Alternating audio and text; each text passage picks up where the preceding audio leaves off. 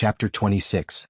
When he woke up, Rinpoche had already returned to his newly rented bedroom. He walked around upstairs and downstairs. He was the only one there and it felt a little lonely. It couldn't be compared to the liveliness on the other side. Although he wasn't short of money for the time being and living on this side was more comfortable, he had a greater sense of existence on the other side. This was because he was unique there. On Earth he was just one of the masses and didn't stand out in any way. As he lamented, he charged his phone. He switched on the computer. The 34-inch monitor was much better than his original 21-inch monitor. After watching a movie, he switched on his phone and saw that there were 2 missed calls. His former colleagues had all become passers-by. Both of these missed calls were from Qin Qing. After thinking about it, Rinpoche wasn't in a hurry to return the call. It was such a coincidence that it happened to be 10 days each time. After going downstairs for breakfast, Rinpoche came back and switched on his computer to check on the planting of sweet potatoes. After reading it once, he had a rough idea of what to do. He drove to the supermarket to buy more than 10 kilograms of sweet potatoes, beer, snacks, and the like before returning home. Just as he opened the door, Rinpoche heard voices in the house. Thief. This thought flashed through Rinpoche's mind. He immediately remembered that it should be the housekeeper. The person inside also heard the sound of the door opening. The voice stopped abruptly. Then, a girl in her 20s wearing an apron peeked in and quickly retracted her head. Someone's here. Auntie, is this the owner of the house? Rinpoche vaguely heard this voice. Following that, a middle-aged woman came out. When she saw Rinpoche, she smiled and said, "Mr. Ren, you are back." Rinpoche had seen her at the housekeeping company before, but only once. "Yes, I am back. You guys continue with your work, don't worry about me." Rinpoche smiled. He wasn't used to being addressed as Mr. just now, but it felt pretty good. He placed the things beside the sofa in the living room, lay on the sofa, and switched on the television. It was a new period drama, but Rinpoche's mind wasn't on the screen. In one moment he was thinking about the black mud cream. In the next moment he was thinking about the other world. In the next moment he was thinking about the romance of the 3 kingdoms. Suddenly he thought about the fan in the shop. He hurriedly went out and drove around. First he looked for a private jewelry shop. "Do you have money?" "Yes, what do you want? A necklace or a ring?" "Just buy some silver and melt it into small pieces." After Rinpoche finished speaking, that person was obviously not interested anymore. But he still asked, "How much?" Rinpoche did some calculations. Silver wasn't expensive on Earth, but its purchasing power was still acceptable in that world. Originally, 80 taels was enough for 4,000 grams, but it was not a bad idea to buy more. 50 kilograms of silver Rinpoche was. 50 jin was 500 taels, 25,000 grams was only 100,000 yuan. Rinpoche said. From Ren. At this time, after deducting the money for renting a house, buying a car and transferring money to his mother, he still had 700,000 to 800,000 yuan in his bank card. He didn't care about this money much. When the boss heard 50 caddies, he immediately became more enthusiastic. 50 caddies of silver was equivalent to 25 kilograms. Even if he earned a little less, it was still a sum of money. Although he able. There. He money. I Bachien, being. Rin. Bachien. Was. On, love. I have. Being I on. Rin Bachien paid the deposit and got the receipt. He agreed to melt the silver into small pieces and collect it 2 days later. Then he bought a yo-yo and a hand-cranked fan to study. He wanted to see how he could make a reliable fan under such simple conditions. When he returned, the 2 housekeepers had already left. The house was clean and tidy. Rinpoche heaved a sigh of relief. He took out the yo-yo and the hand-cranked fan and disassembled them to see how to make a fan. After studying for a few hours, he had a rough idea. He just had to find someone to make it and see if it was as he expected. The next day, Rinpoche sat in front of the computer and read The Romance of the 3 Kingdoms. He recalled some of the blurry scenes. On the 3rd day he called Qin Qing. "Did you go into seclusion again?" Qin Qing asked the moment he picked up the call. "It's about the formula for the black mud cream. That person lives in a remote place in the mountains. I called you back as soon as I got back." Rinpoche apologized. However, he knew in his heart that he wouldn't be able to contact Qin Qing so frequently in the future. This was because his days in that world were too stable. Every time he would stay in this world for 3 days and then disappear for 9 days. "How is it? Did you get the formula?" Qin Qing asked. "Not yet, but soon. Let's go out to have some fun tonight." "Let's have dinner. I won't be going to the bar." Rinpoche shook his head. After arranging a time with Qin, he searched for herbs on the internet for a few hours and prepared to exchange them for the black mud cream. Since ordinary people had never seen snow in that world, Rinpoche guessed that it was subtropical. Rinpoche then searched for a few herbs that appeared frequently and were difficult to cure. He memorized them. Then he went to buy a bunch of spices. Sichuan pepper, Chinese anise, sesame, cumin, cinnamon, monosodium glutamate and 13 spices. He bought a big bag of them. He also specially bought the seeds of Sichuan pepper, Chinese anise, fennel, and cinnamon to plant them in that world. As for the sesame and cumin, they were the seeds. Although Chinese anise was the same, the ones sold in the market had been treated and could no longer germinate and grow. With these ingredients, Rinpoche should be able to make delicious food with a similar taste in that world. After loading the ingredients into the car, he went to collect the silver. 50 kilograms was a lot and all of it was melted into 2 or 3 taels of silver. Rinpoche did not have time to check the purity of the silver. He paid immediately and carried the silver into the car. Rinpoche then headed to the restaurant where he had arranged to meet Qin. After waiting in the car for a long time and playing with his phone for a while, someone knocked on the car window. He turned around and saw Qin waving his hand at him. Rinpoche got out of the car and was about to speak when he was stunned. There was a woman beside Qin. This was very normal. Qin often had different women around him and he had also invited Rinpoche to dinner. So far, other than Jiang Nan, Rinpoche had not seen any other woman appear for a second time. However, this woman surprised Rinpoche. It was actually his university classmate, Dong Haiqing. When Dong Haiqing saw Rinpoche, her mouth was agape and her expression was obviously very surprised. You two know each other? Qin noticed their expressions and asked with a smile. Yes. We are classmates, Rinpoche replied with a smile. During the heavy snowfall, Dong Haiqing had always been the target of many guys and attracted a lot of attention. On the other hand, Rinpoche was a passerby that no one paid attention to. During their 4 years in university, the number of words they had exchanged did not exceed 1 hand. They had never interacted before. Rinpoche was just surprised that it was such a coincidence. On the other hand, Dong Haiqing was even more surprised than him. The reason why she could remember Rinpoche was because when they were in school, there was a girl who seemed to have a crush on Rinpoche. After she found out about it, she said, "He doesn't have money, he doesn't have good looks, and he doesn't have a personality. Why did you find someone like him?" After that, there was naturally no more after that. Even though Rinpoche did not know about this, she still remembered it. Because of that incident, she had paid attention to Rinpoche for a period of time. The impression that he left on her was only one word: ordinary, even more ordinary than ordinary. It was a waste for the girl who shared the same bed to be matched with such a person. Therefore, when she saw that Qin's friend was actually Rinpoche, she was naturally very surprised. Rinpoche looked the same as when he was in school. There was not much change. His appearance was considered delicate and pretty, and he only had short stubble on his head. He was dressed very ordinarily and his total value might not even exceed 300 yuan. However, he was driving an Audi A6L, which was worth at least 500,000 to 600,000 yuan.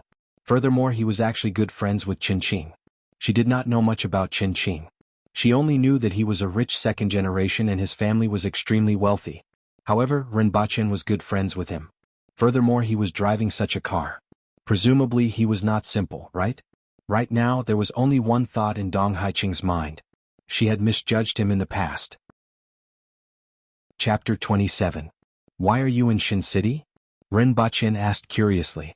I'm working here now, Dong Haiqing said with a smile. I didn't know you were here. Alright, let's continue our small talk later. Let's go in first. Qin placed one hand on Dong Haiqing's waist and the other on Rinpoche's back. After the few of them entered the room and ordered, Dong Haiqing asked, Where are you working now? Squatting at home. Rinpoche answered casually. Dong Haiqing smiled. I'm so envious of your freedom.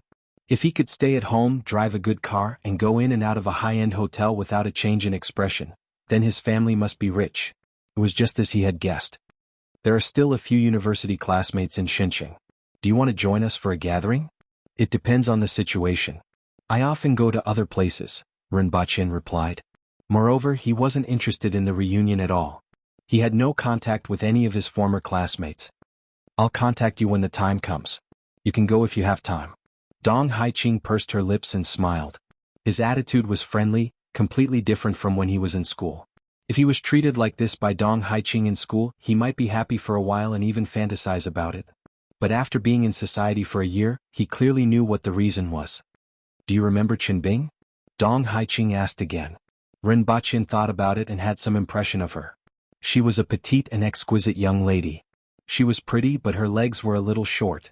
Sitting on the chair he looked like he was 1.65 meters tall, but in reality he was only 1.58 meters tall. He nodded. She had a good impression of you back then. Dong Haiqing pursed her lips and smiled. Ren Baqin was slightly surprised. This was the first time he had heard of this. But after that, you didn't do anything and she wasn't a proactive person, so it was left unsettled. She is also in Xin City now. Dong Haiqing said. However, the truth was that Qinbing had once thought of taking the initiative. But after hearing what she said, she finally gave up. If he could bring Qinbing and Ren Baqin together, it would be beneficial to him. After all, she didn't have much confidence in dealing with this rich second-generation heir. But his height, appearance and background were all in line with her expectations. Since she wasn't confident, she might as well take the side route through Ren Baqin. Might be beneficial. Even if there weren't any benefits, Ren Baqin and Qinbing would still remember his kindness, right? Ren Baqin could also be of help to her. If Ren Baqin knew what Dong Haiqing was thinking, he would definitely be shocked. To think that they even had ideas about him. Moreover, it had only been a year since he entered society, and he had turned a dazzling figure in the eyes of many people in the ivory tower into such a state.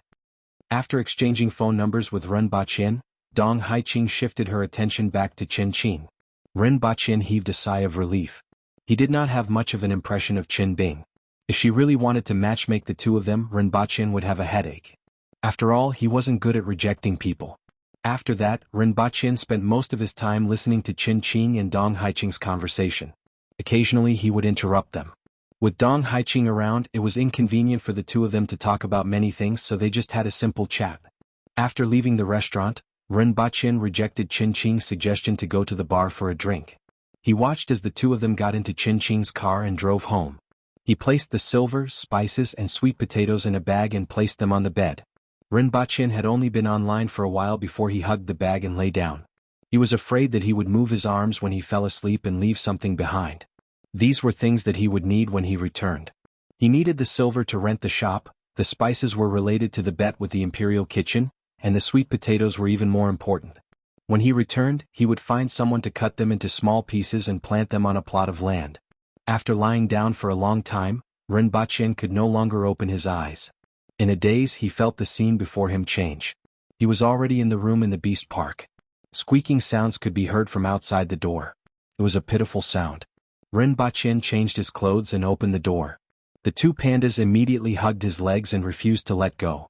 Furthermore, they were squeaking non-stop. What's wrong? Ren Baqin was at a loss at first. When he saw that the bamboo leaves in the basket were long gone and the floor was covered with feces, he immediately guessed that the two of them were hungry and thirsty. He had been gone for a day and no one cared about these two little ones. The bamboo leaves had long been eaten and no one fed them water. No wonder they were so pitiful. When he thought of this, Ren Baqin hurriedly went to a nearby place to fetch a bucket of water. Before he poured it into the basin, the two pandas leaned on the bucket and started to drink. The weather here was so hot and no one took care of them for a day. It seemed like the two little ones were thirsty. Ren Baqin poured a basin of water and ran to the warehouse where the animal food was stored in the beast park. He took a big basket of bamboo leaves and came back. Seeing that the two little ones did not care about him and dived into the basket, Ren Baqin stroked their heads. Fortunately, he had only been gone for a day. If he was gone for 3 days, it would be troublesome. It seemed like he had to find someone to take care of these two little ones. After a sleepless night, Ren Baqin saw that the sky was still dark and estimated that it was around 2 in the morning. He returned to his room and stuffed everything under his bed. Then he lay on his bed and slept again. Early in the morning he was woken up by Caretaker Shur. Caretaker Shur's loud voice reverberated in Ren Baqin's ears. "Where did you go yesterday? I have been looking for you for the whole day." "What's the matter?" Ren Baqin struggled to open his eyes. He had a sleepy look on his face. "Her Majesty instructed me to clear a piece of land for you in the beast park. Also, I have gathered 70 taels of silver for rent. We have to go in a while. Otherwise, the 20 taels of silver will go down the drain." Caretaker Shur immediately lifted Ren Baqin up from the bed. Ren Baqin was 1. 75 meters tall, but in caretaker Shi's hands he looked like a child. This time Rinpoche immediately woke up. He helplessly said, "Wait for me, I will be done in a while." When Rinpoche was putting on his clothes, caretaker Shi was still curious. "Why are you still wearing a loincloth on this day?" Rinpoche thought for a while before realizing that caretaker Shi was talking about his underwear. He quickly pulled up his pants and looked at caretaker Shi speechlessly. "You don't wear a loincloth? It's too hot. It's better to wear something cool," caretaker Shi replied naturally. Rinpoche cupped his hands. He had nothing in common with caretaker Shi. When he went out, it was already getting late. It was at least 7 or 8 in the morning. People in this world slept early and woke up early. They slept at 7 or 8 in the evening and woke up at 5 or 6 in the morning. He went to the kitchen to look for something to eat. When the cook saw Rinpoche, a smile appeared on his face. "Caretaker Rin, when are you going to teach me?" "In another 2 days. Rinpoche waved his hand. He did not have time for these 2 days. He took some dry rations made from an unknown variety of coarse grains and a bowl of vegetable soup. After finishing it, he returned to his room to take some money and followed caretaker Shi to the rental shop. "I have bet all my assets and even borrowed some money," caretaker Shi said painfully on the way. "Actually, I can pay for this shop myself," Rinpoche said. "Forget it. I have already taken advantage of you. I can't let you take on such a huge risk. Anyway, I can just throw in all the money earned from the other 2 shops. I reckon it won't make a loss." Rinpoche smiled. Caretaker Shi was indeed a good person. However, he was also a good person. That shop would definitely not make a loss in the future. Just as the 2 of them arrived, they heard someone say, "Little brother, you are here." He turned his head and saw the mustached middle-aged man from the other day. Rinpoche cupped his hands. "I have already given you the money. Naturally, I have to come." The middle-aged man smiled bitterly. "It seems that you have made up your mind. I shall take my leave now." Chapter 28. The 2 of them didn't have to wait long before the burly man arrived at the door. He nodded at the 2 of them and turned to open the door. Rinpoche passed the cloth bag he was carrying to that person. Inside the bag was the 130 taels of silver that he and caretaker Shi had pooled together. It was indeed a little tiring to carry something that weighed more than 10 kilograms for almost an hour. After checking, the man nodded at the 2 of them and finally revealed a smile. Caretaker Shi took out the strips of paper and red clay that he had prepared beforehand. The man took a look at them and pressed his fingerprint on them. From now on, this shop would belong to Rinpoche and caretaker Shi for a year. "How should I address you?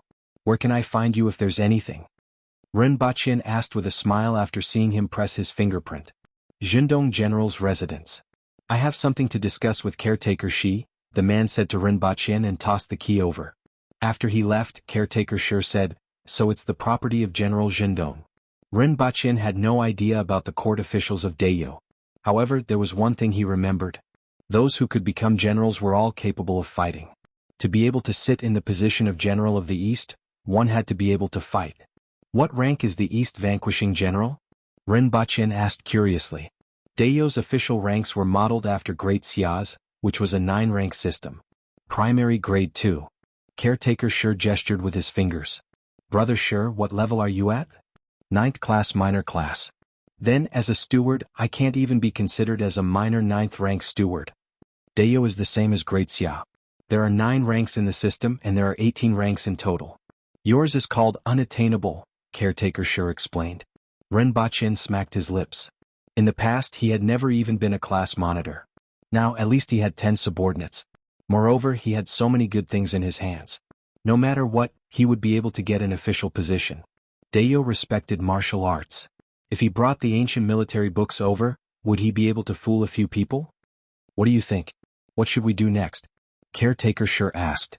"Recruit people. Set up this place first." "Brother Shi, don't you hate the people of the Yun Nation? In the future, the people of Dayo and the people of the Yun Nation will have one price." Let's do as you say." Caretaker Shi was elated when he heard this. "Everything else is easy and it's easy to make. You can add more flavors and you can make any kind of fruit. Try not to leak the information about making ice with saltpeter," Rinpoche warned. The matter of saltpeter could not be concealed, but the longer it could be concealed, the longer it could be used. Once the streets were filled with them, they wouldn't be able to make money anymore. "Understood. This matter is definitely not bad." Caretaker Shi patted his chest and said, After the two of them walked around the room, Rinpoche gave them some ideas. They would set up a bar counter in the corner, a row of benches at the side, and tables and chairs in the other empty spaces. This way people who came to buy shaved ice could sit here and eat, or they could sit down and rest for a while, waiting to take it away. There was nothing else. Brother, sure, we can also sell ice. A piece of shaved ice costs 5 copper coins, and a piece of ice the size of the one we use for storage can be sold for 30 copper coins. All right. The people of Yun Nation will double. After the two of them settled the matter, they left the shop and went straight to the Qin medicine shop that they saw last time. The shop wasn't considered big, but there were quite a lot of people. At the entrance they saw a few aborigines going in and out. Some of them were injured and some seemed to be sick. There was a middle-aged man sitting in the shop, and there were 3 to 4 helpers. Are you the boss? Rinpoche stood at the side and asked after the man finished prescribing medicine. What's the matter? The man raised his head and took a glance at Rinpoche. He then ignored him and shouted, "Next. I have a business transaction to discuss with you. I only treat patients here, I don't do any other business." It's a business related to treating patients. Rinpoche wasn't anxious at all. After the middle-aged man saw another 2 patients and saw that there was no one waiting behind him, he raised his head and said to Rinpoche, "What's the matter? Speak." "I want to use my medicine prescription to exchange for your prescription. My prescription can save a large number of patients suffering from tetanus, which is also known as chichi." After hearing Rinpoche's words, the middle-aged man's face became a lot more solemn. He said to the two of them, "Come in with me, let's talk inside." There were 2 chairs and a table in the inner room. The middle-aged man first gestured to the two of them, then he sat on a chair. "How do I address you?" The middle-aged man asked casually. "My surname is Ren. Rinpoche, the person beside me is my companion. May I know how to address you?" Rinpoche asked. Up until now he still didn't know caretaker Shi's name and called him Brother Shi every day. "My surname is Qin Zixing. Now tell me, what kind of prescription do you want to exchange for?" Qin Zixing asked. "The black mud cream." After Rinpoche finished speaking, he stared at Qin Zixing attentively. As long as the other party was willing to exchange, Rinpoche would definitely give him something that would satisfy him. He was just afraid that the other party wouldn't be willing to exchange. That would be troublesome. Qin Zixing muttered to himself for a while and said, "The black mud cream is passed down from generation to generation in my Qin family. Although the production isn't high, its effects are amazing. However, medicine is used to treat people. It's not impossible to exchange with you, but the thing you are offering must have a corresponding value. Furthermore, it can't be the kind that is circulated everywhere." After hearing Qin Zixing's words, Rinpoche was instantly elated. As long as you are willing to exchange, anything is fine. There were so many kinds of medicine in the modern world, including Chinese and Western medicine. There were also various medical treatments that exceeded Qin Zixing's imagination. There must be something that he was willing to exchange. In any case, Rinpoche didn't feel any heartache for selling his father's farm. "Tell me what I can offer." Penicillin can be used as an antibiotic to treat many diseases, including chirin. When people fall sick, it is caused by bacterial invasion and inflammation. The main symptoms are redness, swelling, heat, pain, and dysfunction. The most obvious symptom is inflammation of the wound. Secondly, tonsillitis, sore throat, coughing, pneumonia, and bronchitis are all effective. The most important thing is to treat the wound as well as women giving birth. It can greatly reduce the chances of inflammation and chirin. This medicine isn't difficult to produce, takes a short time to produce, and can be widely used. Other than me, no one else knows about it. I think its value shouldn't be any lower than the black mud cream. After Rinpoche finished speaking, Qin Zixing first asked a few questions about the diseases that Rinpoche mentioned. After all, he didn't understand many of the terms that Rinpoche mentioned. However, after combining his many years of medical experience and asking Rinpoche about the parts that he didn't understand, he understood everything. There was no doubt that the medicine that Rinpoche mentioned was valuable. The effect of the black mud cream was indeed good, but its greatest value lay in the fact that the so-called chirin would not appear during an extreme period. In his eyes, the length of the recovery process was secondary. After all, he was a doctor and not a businessman. The disadvantages of the black mud cream were also very obvious. The raw materials were scarce, the price was high, and it couldn't be widely used. A large number of patients who couldn't afford the black mud cream would either die or have their limbs amputated due to infection and chirin. The medicine that Rinpoche mentioned was the most important point of the black mud cream. In Chen Zixing's eyes it was easy to produce, the raw materials were cheap and it could be widely used. Chen Zixing pondered for a long time and asked, "How difficult is it to produce this medicine?" "It's not difficult. I can teach you the entire set of cultivation, separation and manufacturing methods of penicillin. If what you said is true, I can exchange the formula with you." Chen Zixing nodded his head. Chapter 29. Prepare some fruits first and put them in a place. After a period of time, when the fruits have rotted and become moldy, collect the layer of green mold on them. After that, I will tell you the extraction method, Rinpoche said. Sure. The penicillin you mentioned is the hair that grows after the fruits have rotted? Chen Zixing asked. Without waiting for Rinpoche's reply, he asked another question. The terminology you mentioned just now is different from what I know. I have never heard of it. Where did you learn it from? This is a medical technique from the distant West. We call it Western medicine, Rinpoche said. If you want to learn, I can show you 2 Western medicine books.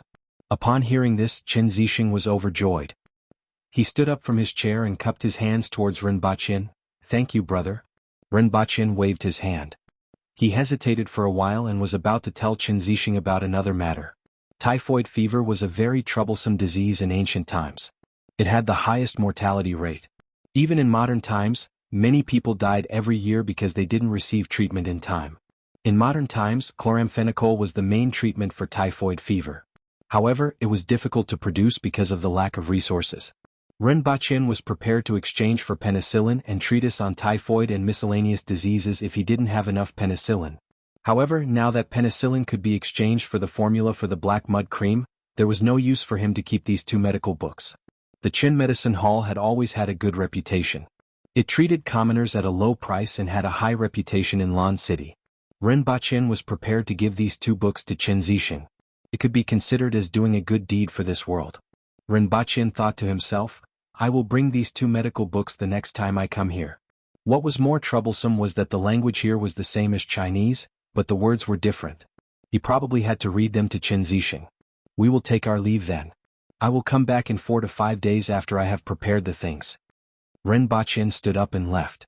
Chen Zixing sent the 2 of them to the door. You can treat typhoid fever? Caretaker Sure asked Rinpoche after he left. There is indeed a way to treat it. Rinpoche nodded. Caretaker Sure sighed. It would be great if you came 10 years earlier. Upon hearing this, Rinpoche knew that Chen Zixing's relatives and friends had passed away because of this disease. But how old was I 10 years ago? At that time, I didn't understand anything. Caretaker Sure squeezed out a smile. That's true. It's not too late to come. After that, Caretaker Sure lost interest in talking. After that, Rinpoche made a trip to the blacksmith shop where he made the box previously. He ordered a few fan blades and bearings to make an indigenous fan. He drew what he wanted on the map and gave it to the other party. The boss immediately said, This is simple. Come back to collect it in 2 days. After finishing his meal, he returned to the beast park and went to the ice house to take a look. Nominally he was in charge of this ice cellar, but why did he not come here more than a few times? Fortunately, the odd job workers arranged by Caretaker Sure were very efficient, which saved him a lot of trouble. Now that the ice cellar was full, they were resting. Rinpoche waved his hand and said, Everyone put a piece of ice under your bed at night and have a good sleep. Anyway, as long as the ice cellar was full, it would be fine. If there were more, he might as well make the best use of it. Thank you very much, Caretaker Rin. The 10 of them chuckled. This was a good thing for them. After taking a stroll around the ice cellar, Rinpoche saw that they had nothing to do, so he called a few of them to follow him back to prepare seedlings for the sweet potatoes. When he returned, he saw 2 panda cubs lying in the shade. They looked so hot that they were unwilling to get up. Rinpoche fetched a basin of water, lifted the 2 little chaps and threw them into the basin.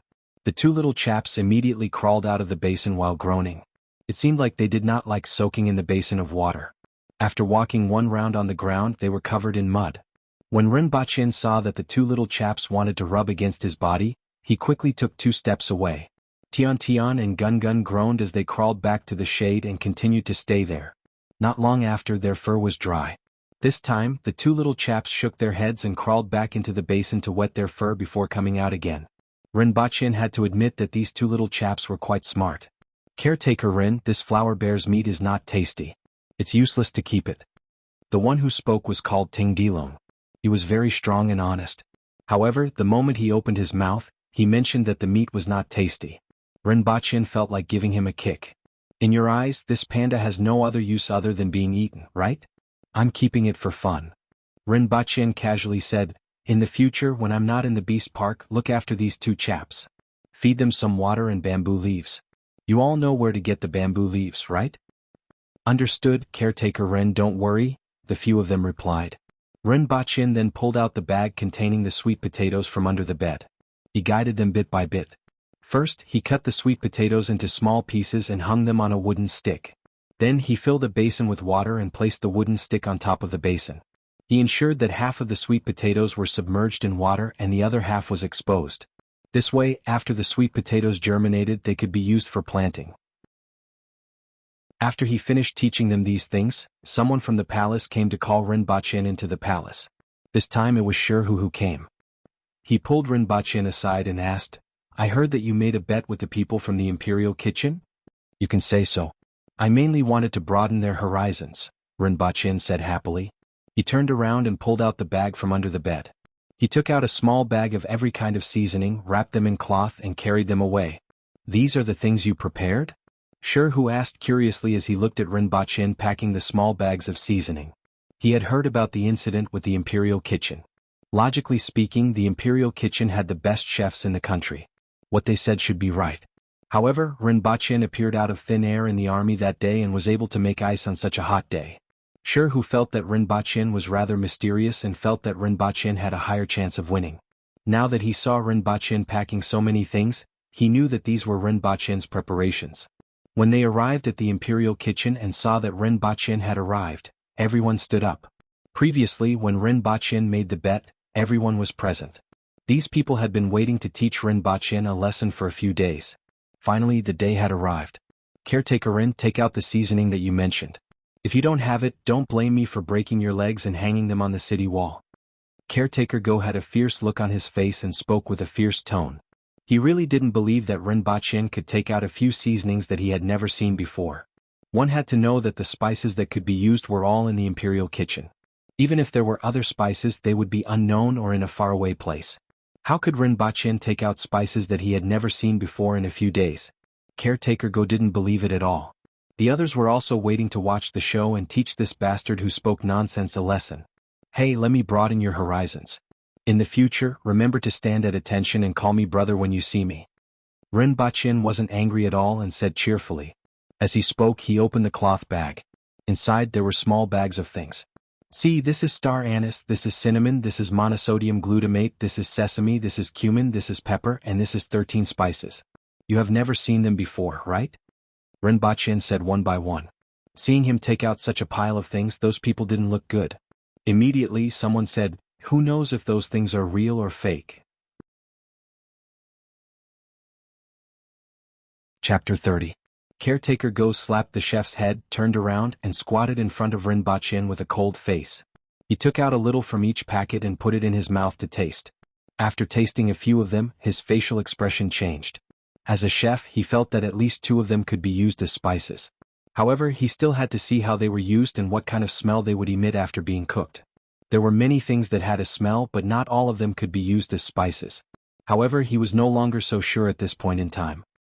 He stood up and looked at Rinpoche with a complicated gaze. He clenched his teeth for a long time before saying, "You cook, we will watch from the side. If these are really spices for cooking, I will call you brother when I see you in the future. In that case you guys have profited."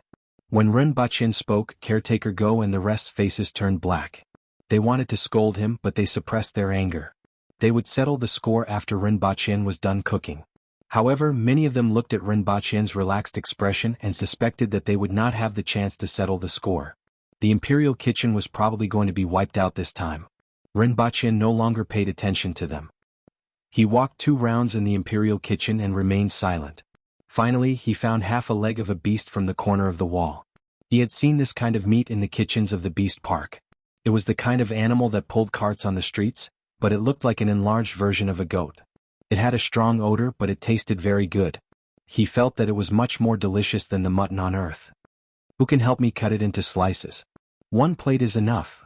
Rinpoche turned his head and asked the crowd at the entrance. His knife skills could not be compared to these chefs, so he did not want to embarrass himself. You go.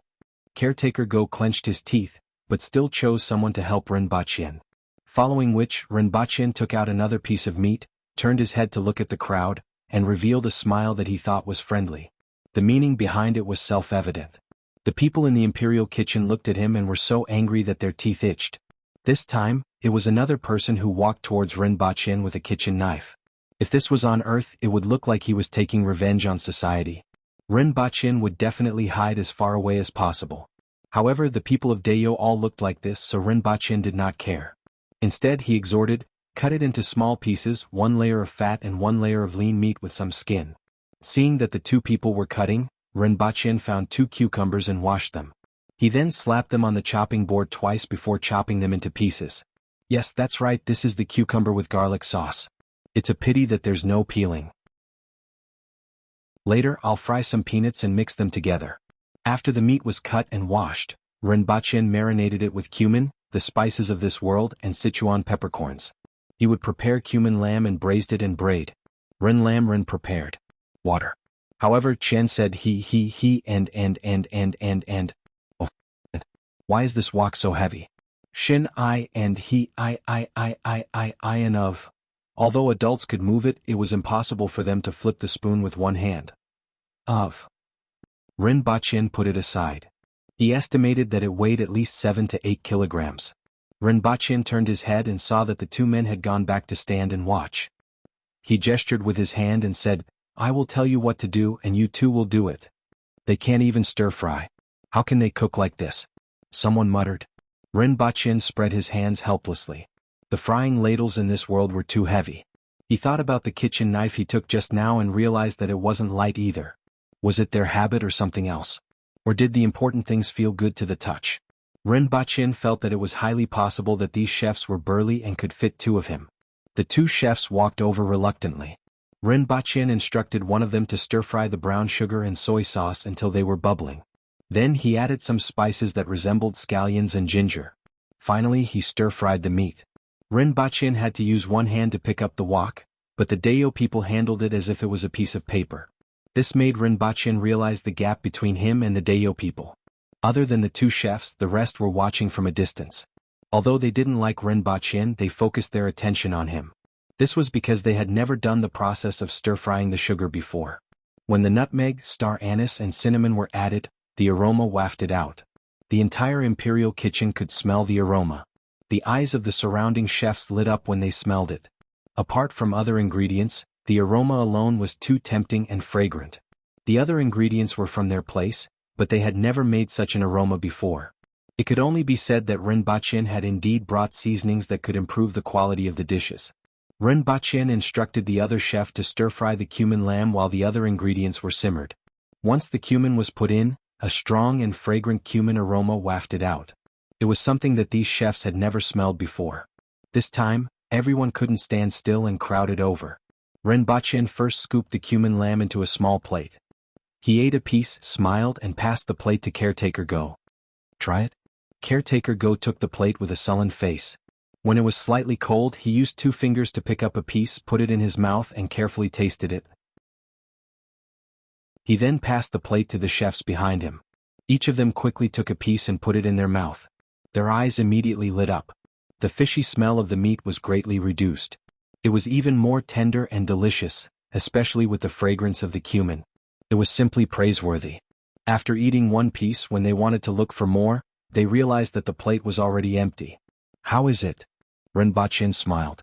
Caretaker Go clenched his teeth and stared at Rinpoche. Finally, he lowered his head and said, Brother Ren. Not bad, not bad. Rinpoche clapped his hands and smiled. He then looked at the other chefs. Brother Ren. Seeing that Caretaker Go had already called him, everyone could only open their mouths. Hearing the 7 or 8 burly men calling him Brother Ren, Rinpoche felt at ease and said, All right, just remember to call me brother when you see me in the future. Calling me Brother Ren sounds weird. The chefs at the scene all felt sullen. However, who asked them to lose the bet? Since Caretaker Go had already called him, how could they not? Who would have thought that this guy from the Beast Park would actually take out so many seasonings that they had never seen before? When the red braised meat was ready, Rinpoche divided it into 2 portions, one large and one small. He first tasted it before passing it to Caretaker Go. After eating this fragrant, soft and melt-in-your-mouth red braised meat, everyone's sullen feelings were thrown to the side. They only wanted to know what these seasonings were. Where exactly did he get them from? Chapter 31. Rinpoche covered the cumin lamb in red braised meat with a lid and asked them to fry some peanuts. This time, without Caretaker Go's instructions, someone took the initiative to do it. Now, everyone wanted to know from Rinpoche what these spices were all about. Regarding this question, Rinpoche did not hide it. After all, it was just some spices. It was fine as long as he could show off in the imperial kitchen. This is cumin. All of you have tried it just now. It can remove the fishy smell and increase the tenderness of the meat. Another very important function is that it has a little preservative effect. After all, the weather is so hot and a dish won't be kept for long after it is cooked. Cumin can slow down the deterioration of the taste of the dish. Even though some of the terms were different, everyone could easily understand what Rinpoche said. Where can I buy this cumin? Someone immediately asked. The others looked over expectantly. However, they did not know if Rinpoche would tell them. After all, they had never seen this before. It was considered a unique item and its value could be imagined. Wait for me to plant some and see how the output is. Rinpoche thought for a while and said, Can you sell it to us? Of course. Rinpoche spread his hands. What else can I do if I don't sell it? I don't intend to be a chef. Previously, Rinpoche mentioned spices that they had never heard of. Their impression of Rinpoche was that he was full of nonsense. In addition, he did not look like a Dayo citizen, so they were extremely disgusted with him. When Rinpoche really took out the spices, their attitude began to change. When Rinpoche agreed to sell them the spices, their eyes were already burning with eagerness. After all, the attitude of other people towards Dayo was barbaric and irritable. However, they had to admit that they were all straightforward people. They would say one thing and say another. Rinpoche ignored them and continued, This is star anise, nutmeg, cinnamon, pepper. He explained all the spices to them. After listening to him, everyone in the imperial kitchen almost worshipped Rinpoche. Not to mention calling him brother, they could even call him uncle. The spices that Rinpoche took out were an eye-opener for them. With these spices, they were confident that they could make more dishes. Furthermore, the taste was more than one grade higher than before. After Rinpoche explained it to them, it was much easier to instruct them to work. He crushed the fried peanuts, chopped the spicy green fruits and tossed them in. Then he put the cucumbers in and mixed them with salt, brown sugar, monosodium glutamate and minced garlic. Everyone tasted it and asked him what the white granules were that weren't explained. Rinpoche shook his head and said, I'm afraid this thing can't be produced in a short period of time. Hearing him say that, although everyone felt a little regretful, they had already gained a lot. One had to know that the imperial kitchen only had soy sauce, vinegar, brown sugar, salt, and a few vegetables similar to onions, ginger, garlic and chili. This time around, Rinpoche had taken out 6 or 7 of them, which made them feel as if they had opened the door to a whole new world. Send the dishes to Her Majesty, Rinpoche said to Caretaker Go. Caretaker Go cupped his fists at Rinpoche and said, Whatever you say in the imperial kitchen from now on. Then he got someone to put together a fruit and send it to Her Majesty. Rinpoche walked around and saw that there were still ice cubes in the corner. He said to the rest of the imperial kitchen staff, Find a box and put the ice cubes in it. Then put the vegetables, fruits and meat in it. It can be stored for a longer period of time. The hotter the weather, the faster the food will go bad. The lower the temperature, the longer it can be stored. Now, everyone was just short of worshipping Rinpoche like a god. After hearing what he said, they immediately nodded their heads and prepared to find someone to make a box and follow Rinpoche's instructions. Caretaker Go and the rest sent the dishes into the palace. Just as they opened the lid, they could smell the aroma of the red braised pork from afar. The 2 maids beside the Empress secretly swallowed their saliva. I have never seen this dish before, the Empress took a glance and said casually. It's made by Caretaker Ren. I have never seen this dish before, but the taste is indeed not bad, Caretaker Go said in full detail. I remember now. You guys even made a bet, right? Last time you said it was that fellow with the surname Ren. This time it's Caretaker Ren. Did he win? The Empress sat up slightly and said, Indeed he won. He took out a few spices that I have never seen before. Your Majesty will know after you taste it, Caretaker Go said. The Empress nodded her head slightly. When the poison was served to her, the first thing she tasted was the red braised pork. The aroma of this dish was the strongest and it made her feel a little hungry. Originally, it looked a little greasy, but after eating a mouthful of the red braised pork, it didn't feel greasy at all. It was fragrant and glutinous. Especially, the flavors brought about by the few spices that she had never tasted before made the Empress nod her head. Very good. What is this called? Red braised pork, Caretaker Go said. The name doesn't sound good, but it's indeed not bad. Following which she ate the lamb with cumin. Even though it didn't look much different from what she usually ate, with the addition of cumin, the lamb became even more tender. The fishy smell was also reduced by half. Coupled with the fragrance of cumin, the Empress was similarly full of praise. Today the Empress ate a lot more. Even though her every move was still elegant, her speed was much faster. When the dishes were finally served, Caretaker Go looked at the amount of food on the plate and knew that the Empress had eaten half more than usual. This was extremely rare. It could be seen that Her Majesty really liked these new dishes. Very good, very good. Do this again tomorrow. In addition, you can look for him to learn a few more new dishes. The Empress stood up and said as she walked a few steps on the ground. Yes, Your Majesty. Aren't you going to arrange for Caretaker Ren to work in the Imperial kitchen? Caretaker Go asked. Even though he hated Rinpoche's attitude at the start, when Rinpoche took out the real stuff, he also approved of Rinpoche. Furthermore, not only was Rinpoche familiar with all kinds of spices, he was also proficient in many new dishes that he had never seen before. It would be a pity to continue to work in the Beast Park. Regardless of whether Rinpoche was to be the head chef or the assistant chef in the Imperial kitchen, Caretaker Go had no opinion. Forget about him, I have my own arrangements. Go back and ask him to tell me about that romance of the Three Kingdoms. Qing Yuan, follow him and bring him here. Yes, Your Majesty, a tall and good-looking female attendant who was about 20 years old answered softly. After leaving the palace hall, the female attendant opened the lid of the dish and secretly tasted a piece. Her eyes immediately lit up. Just now when she smelled it, she felt that it was very similar. Only after tasting it did she know how delicious it was. Oh, it's indeed delicious. After satisfying her curiosity, Qing Yuan sucked the grease off her fingers. She placed both her hands behind her back and rolled her eyes. Brother. Rin, Her Majesty asked you to tell him about Romance of the Three Kingdoms, Caretaker Go said to Rinpoche when he entered the courtyard of the Imperial kitchen and saw him sitting there in a daze. Chapter 32. Rinpoche followed Qing Yuan into the palace. The Empress was still reclining on the couch. It seemed that she would do this every time he saw her. She liked to recline. In other words, Rinpoche suddenly noticed a problem. The couch was very wide. A normal person sitting on it wouldn't be able to lean against the back.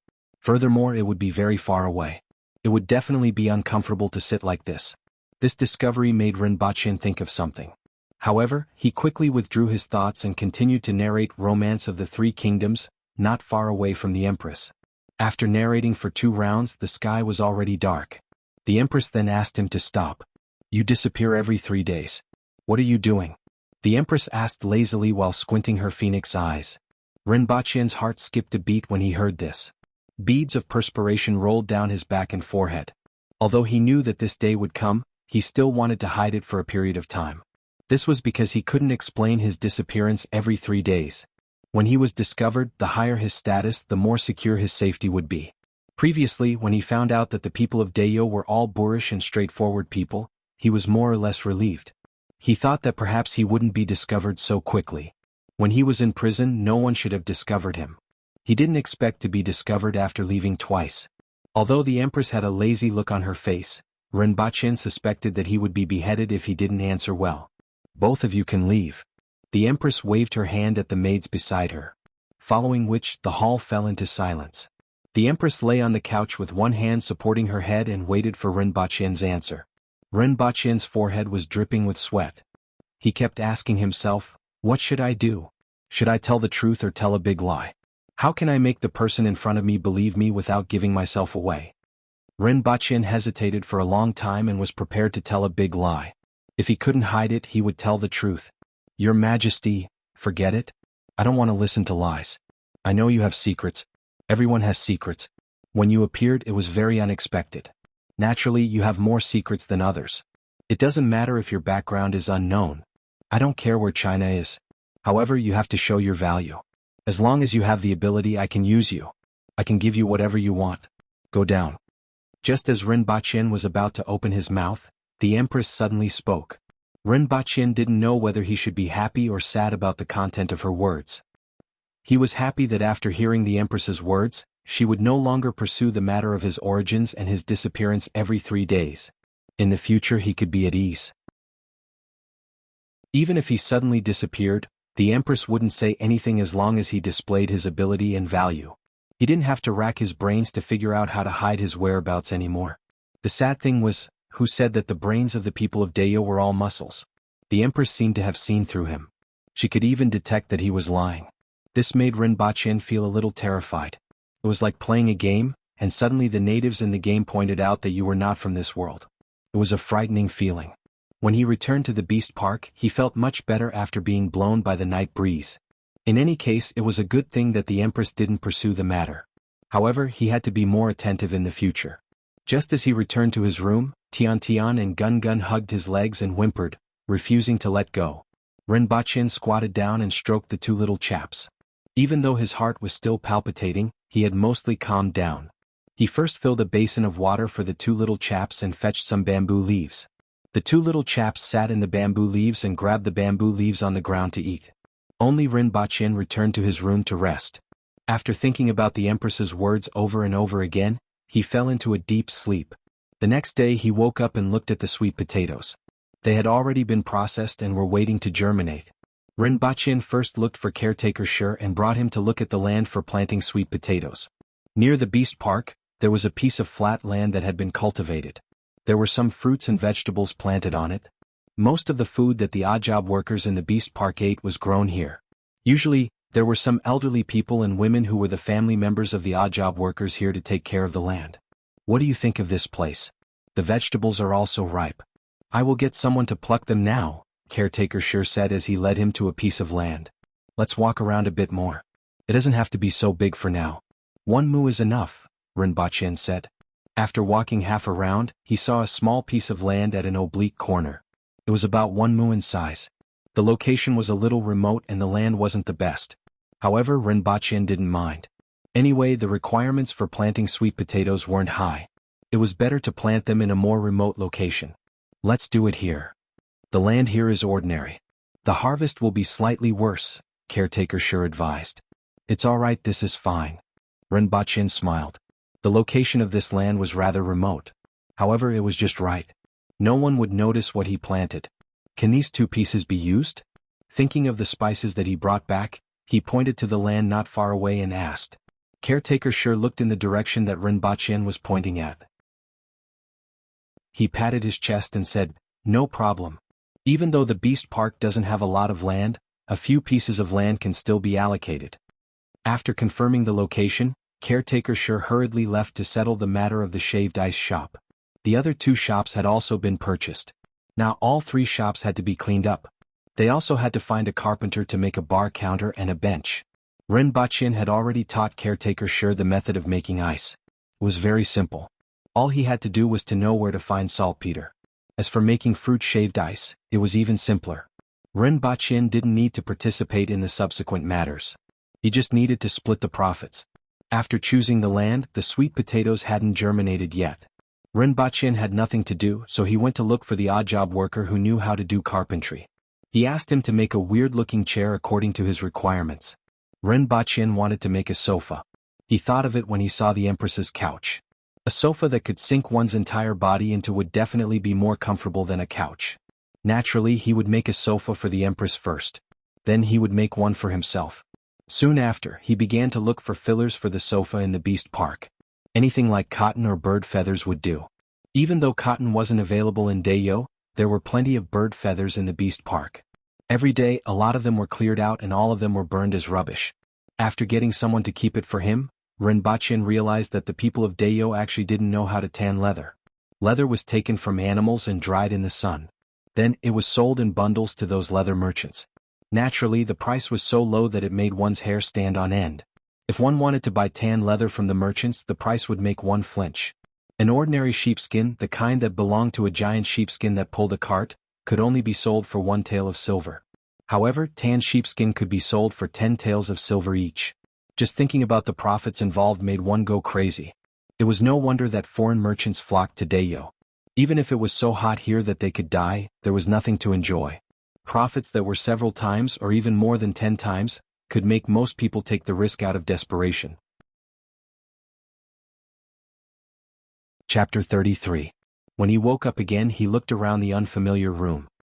He shook his head with all his might and finally became a little more clear-headed. Yesterday afternoon he went to the palace to recite Romance of the Three Kingdoms to the Empress. At night, he was dragged along by caretaker Shur and a few other caretakers to drink until midnight. The alcohol content in that world was not high, but it was very strong. After drinking too much, my head hurts like hell. He went to the bathroom to wash his face and looked at himself in the mirror. During this period of time he had become much darker and more muscular. It couldn't be helped.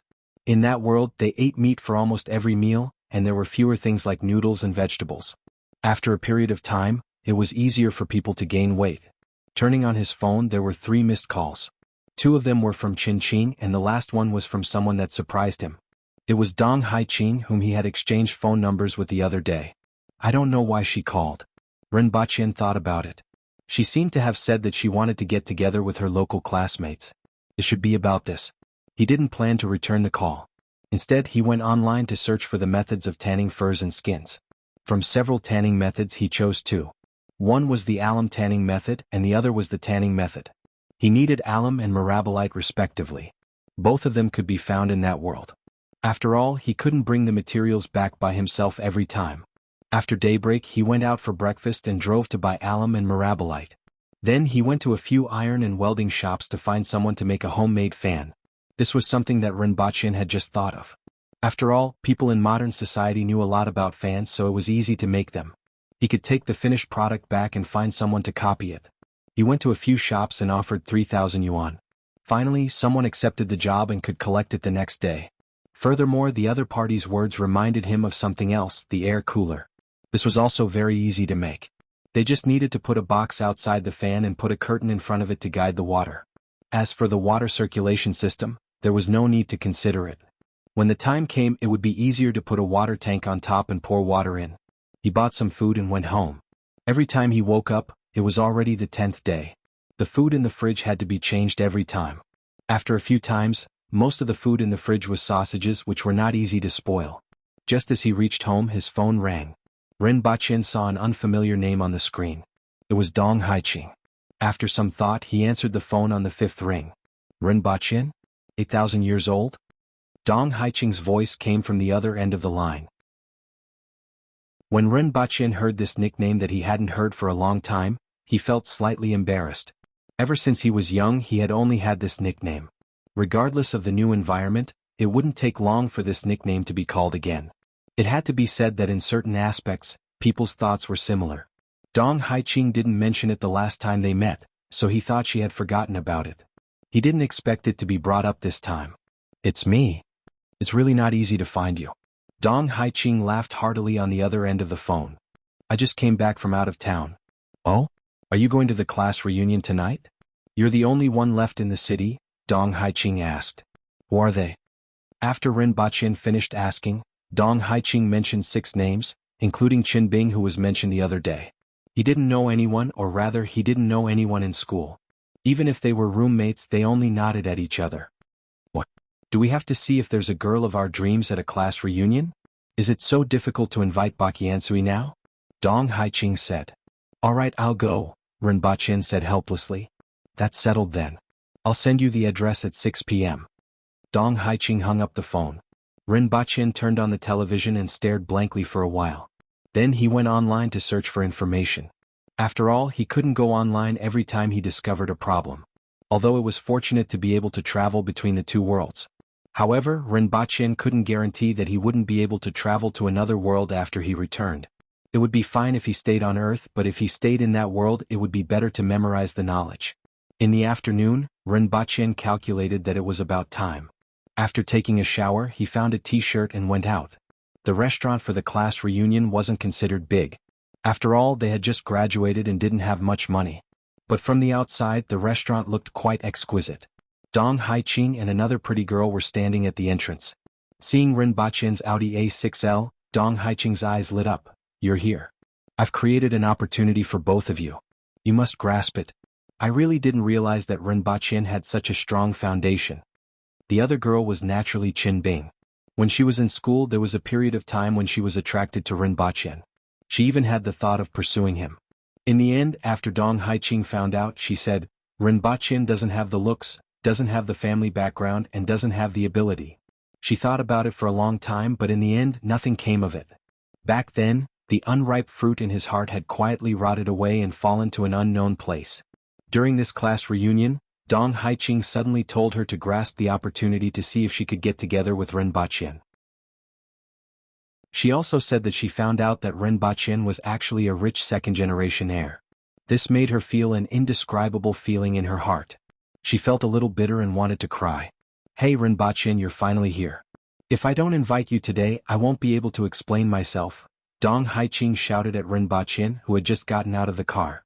Rinpoche waved his hand. When he entered the restaurant he saw Dong Haiqing and Qin Bing standing there.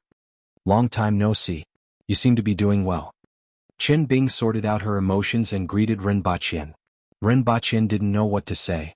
A month ago he was still earning a salary of 3,000 to 4,000 yuan and living in a cramped room. A year's salary was only enough to keep himself warm. But now he had become someone who made a name for himself in the eyes of others. For a moment he couldn't adapt to this change. Let's go. Everyone has gone in. You're the only one left, Dong Haiqing said to him. When they entered the private room, there were already 5 people sitting inside, 3 guys and 2 girls. When they saw Rinpoche they were stunned. Then one of them asked, Rinpoche? You're Lu Zidong, right? I haven't seen you for a year and you've put on so much weight. Rinpoche smiled and extended his hand to shake hands. The person in front of him had a square face and looked to be at least 180 kilograms. Rinpoche remembered that when he was in school he was only 120 kilograms. He didn't expect him to put on so much weight in just a year. I'm Su Li. We've been classmates for 4 years, but Rinpoche doesn't even remember me. This is really embarrassing. Su Li mocked himself. The others also laughed. This time it was Rinpoche's turn to be embarrassed. He had just graduated for a year, but he actually recognized the wrong classmates. The other 4 people were Guo Kai, who wore very small spectacles, Chi Kai, who had a clean appearance and neatly combed hair, and the other 2 girls, Zhang Xiaotong and Miao Feifei. Their looks were considered average. Chapter 34. Everyone sat down and chatted while waiting for the dishes to be served. They reminisced about their school days and were rather harmonious. There were no pretentious scenes like in novels. After all, they had just graduated and the gap between them wasn't huge. Su Li had opened a seafood shop with the help of his family and it was doing well. The rest of them were working. When the dishes were served and everyone filled their cups, Dong Haiqing raised her glass and said, We have been classmates for 4 years and now we are gathered here again after graduating. We are all fated. We should interact more in the future so that we won't drift apart.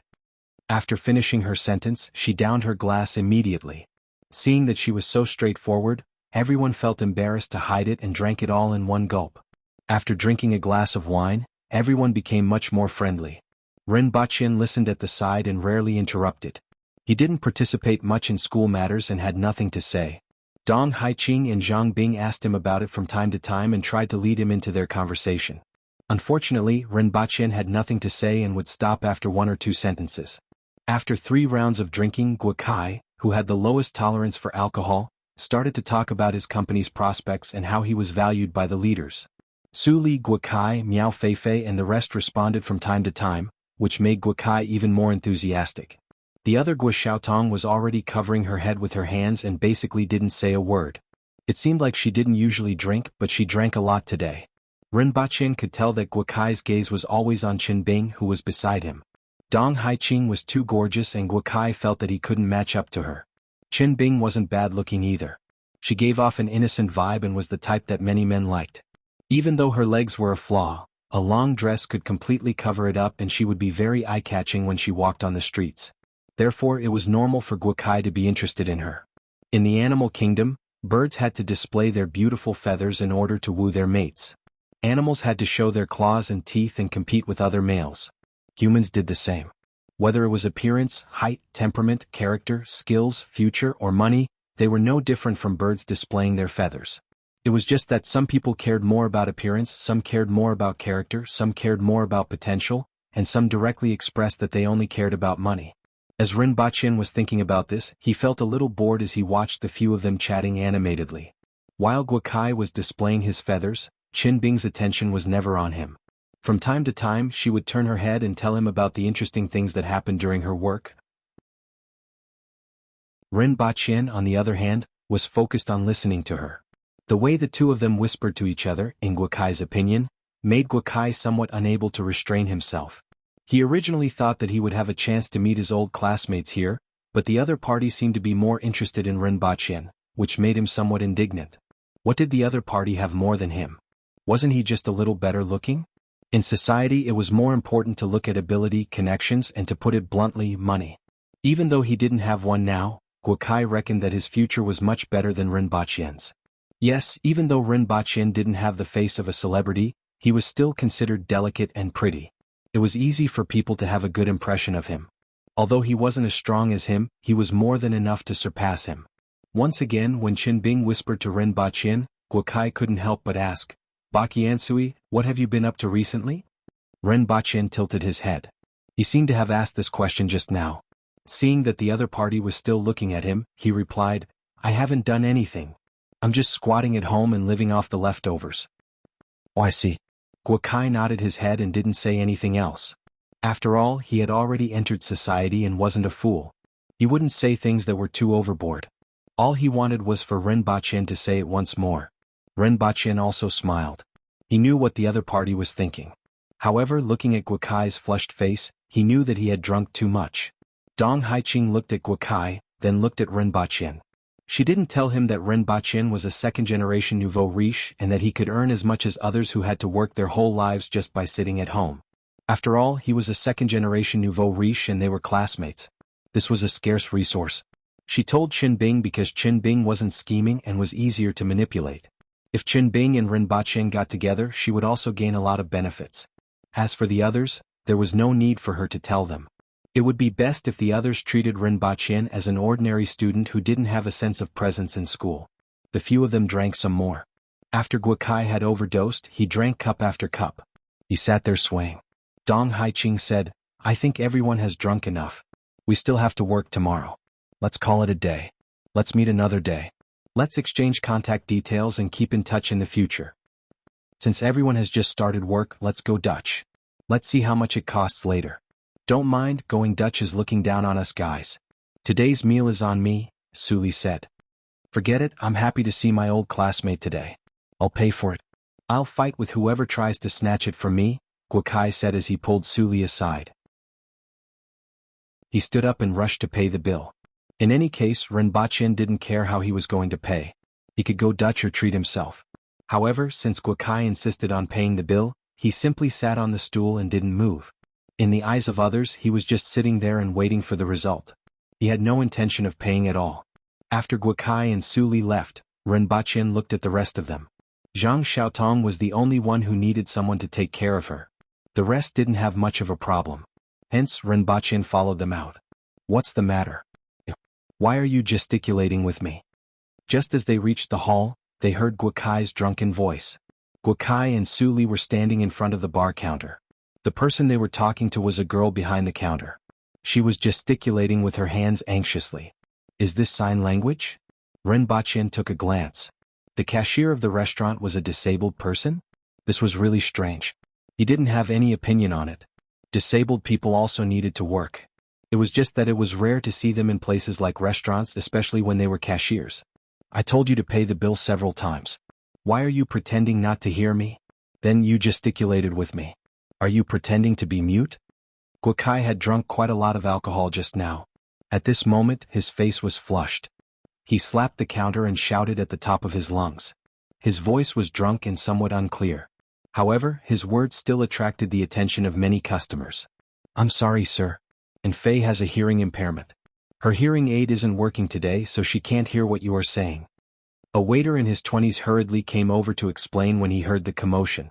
The girl named Enfei also quickly wrote the words, "I'm sorry," on a piece of paper. Then she raised it with her hand. All right. Suli tried to smooth things over with Guokai. Guokai pushed Suli away and said, "Yo, this is the first time I've met a mute person who can't hear at the bar counter. Your restaurant is really creative. Chapter 35. Guokai wasn't in a good mood today and had drunk a lot. Under the influence of alcohol, even after listening to the waiter's explanation, he still said a few unpleasant words. The girl called and Fei looked at him with tears in her eyes. Although she couldn't hear him clearly, she could read his lips. Therefore she could still understand those two sentences. I am not a mute. And Fei said word by word. It seemed that she rarely spoke. Her voice was dry and unclear. You might as well not have said anything at all. Guokai looked drunk. Many regular customers knew that this girl at the front desk had hearing problems. She usually wore a red hearing aid on her ear. They were very sympathetic towards this girl. Therefore, when they heard Guokai's voice, many people looked over angrily. Ren Baqin couldn't stand it anymore. He pulled Guokai away and said to the girl called in Fei, "Sorry, he drank too much." Ren Baqin, what do you mean? I'm just asking. What's wrong? Did I get in your way? Are you trying to be a hero and save the damsel in distress? Guokai staggered. When he realized that it was Ren Baqin who was pulling him, he became even angrier. Suli, get him out of here. Ren Baqin was disgusted by him. He pushed Guokai away and said to Suli. When Dong Haiqing and Qin Bing saw the situation, they quickly pulled Guokai out to get some fresh air. Only then did they manage to get him out. Hey, don't pull me. Let go of me. Let me talk to him. What's wrong with you, Ren Baqin? Are you going to be awesome after graduation? Did I get in your way? Why are you pulling me? Ren Baqin ignored him and turned to look at the girl called in Fei. She was wiping her tears at the bar counter. Her eyes were red.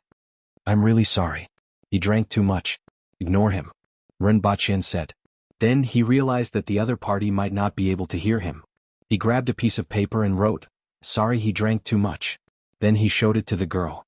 The girl's eyes were red as she wrote, "It's okay, thank you." Ren Baqin smiled at her and asked the waiter, "How much is it?" 632 yuan. The waiter looked at the bill on the bar counter and said. Ren Baqin paid the bill and wrote on the paper, "Don't care about what other people say. In this world there are people full of malice and there are also people with good intentions. You've already done very well."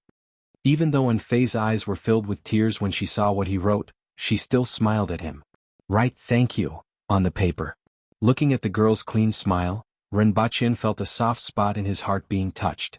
Ren Baqin waved his hand and left. When he walked out, he heard the waiter say, "Scum." Needless to say, he was talking about Guokai. He went out and saw a few people outside. Guokai was sitting on the steps and vomiting all over the ground. He was in a daze. When the wind blows, I vomit. Qin Bing turned around and said to Ren Baqin. Who knows where he lives? Call a taxi and send him back. I know the general location, Chi Kai said. Feifei, can you send Zhang Xiaotong back? Dong Haiqing asked Miao Feifei. Su Li followed Miao Feifei in Zhang Xiaotong's car and left with them. Only Dong Haiqing, Zhang Bing and Ren Baqin were left. Seeing the two taxis leave, Dong Haiqing turned around and said, I didn't know that you could drink so much. I'm still all right. Ren Baqin smiled. His alcohol tolerance was completely trained by Qin Qing. Guokai usually seems to be fine, but today he drank too much and went crazy. I know. Oh yes, have you contacted your friend, Qin Qing, recently? Dong Haiqing asked. I just came back and came here after receiving your call. I haven't contacted him, Ren Baqin replied. Even if he had contacted her, he couldn't tell her. Only God knew what happened between her and Qin Qing. Furthermore, Qin Qing had always been a walking cannon. He changed girls every day. Ren Baqin didn't want to get involved in this matter. Alright, I'll make a move first. Bing Bing's place is a little far. Send her off. Leave the car here or find a designated driver. Don't drink and drive. Dong Haiqing gave Qin Bing a hug and waved at Ren Baqin. Even though she was a little scheming, interacting with Dong Haiqing made him feel comfortable. Understood. Goodbye. In the end, only Ren Baqin and Qin Bing were left. Ren Baqin first made a phone call and arranged for a designated driver. After which, he was told that the driver would arrive in half an hour. Wait for a while, Ren Baqin turned and said to Qin Bing. Qin Bing tucked her hair behind her ears and looked at Ren Baqin. You have changed a lot. Really? Ren Baqin touched his face. I haven't seen you for only a year. There shouldn't be much change. Your appearance hasn't changed much, but your entire personality has changed. Qin Bing carefully looked at Ren Baqin's eyes and said, In the past, if I looked at you like this, I wouldn't know where your eyes would be looking. Ren Baqin touched his nose. In the past he was indeed like this. He didn't like to look at others and would subconsciously look away. In the past, I didn't realize that you were so manly. Qin Bing pursed her lips and smiled. It's a little unexpected. Why do you say that? Just now, when you pulled Guokai away and asked Su Kai to get him out, I didn't expect you to take the initiative to interfere in certain matters. From what I remember, you never took the initiative to participate in anything. Now, my impression of you has changed greatly. You are a man who can be relied on at crucial moments. After Qin Bing finished speaking, she remained silent for a while. She then raised her head and said, "If you were so reliable in school, I might have really pursued you." Ren Baqin lowered his head and met Qin Bing's clear and bright eyes. He subconsciously looked away and said, "It seems that the impression I gave others in the past was really unreliable." Qin Bing saw that he had shifted his gaze away and looked into the distance nonchalantly. "That's right. Think about it, how can a person who is always silent, doesn't participate in anything and never expresses himself be reliable?" Ren Baqin thought for a while and had to admit that what Qin Bing said was right.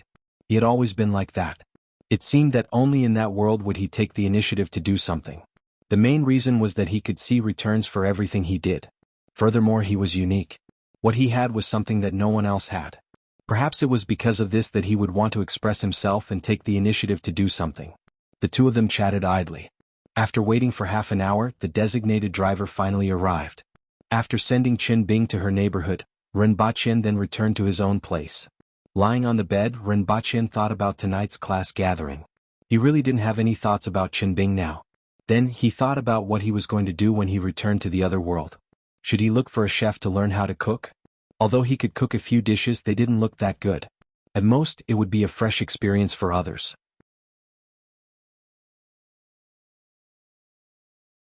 Chapter 36.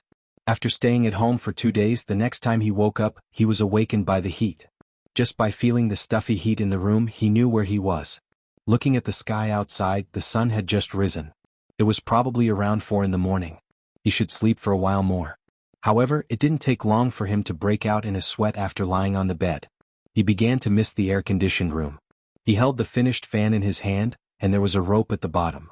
He pulled the fan and it started to spin. When the rope reached its end, it automatically retracted, and the fan continued to spin in the opposite direction. Although the spinning time was not long, the wind was much stronger than the fan. After playing with the fan for a while, he still felt hot, so he changed his clothes and went out for a walk. He planned to go to the ice house and bring back a block of ice.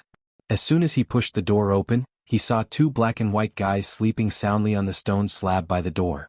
Ren Baqin poked them twice with his finger, and one of them hugged his hand so that he wouldn't do anything funny. Then they went back to sleep. Ren Baqin carefully withdrew his hand and went straight to the ice house to get a piece of ice. He placed it at the head of the bed and finally felt a little more comfortable. He went back to sleep.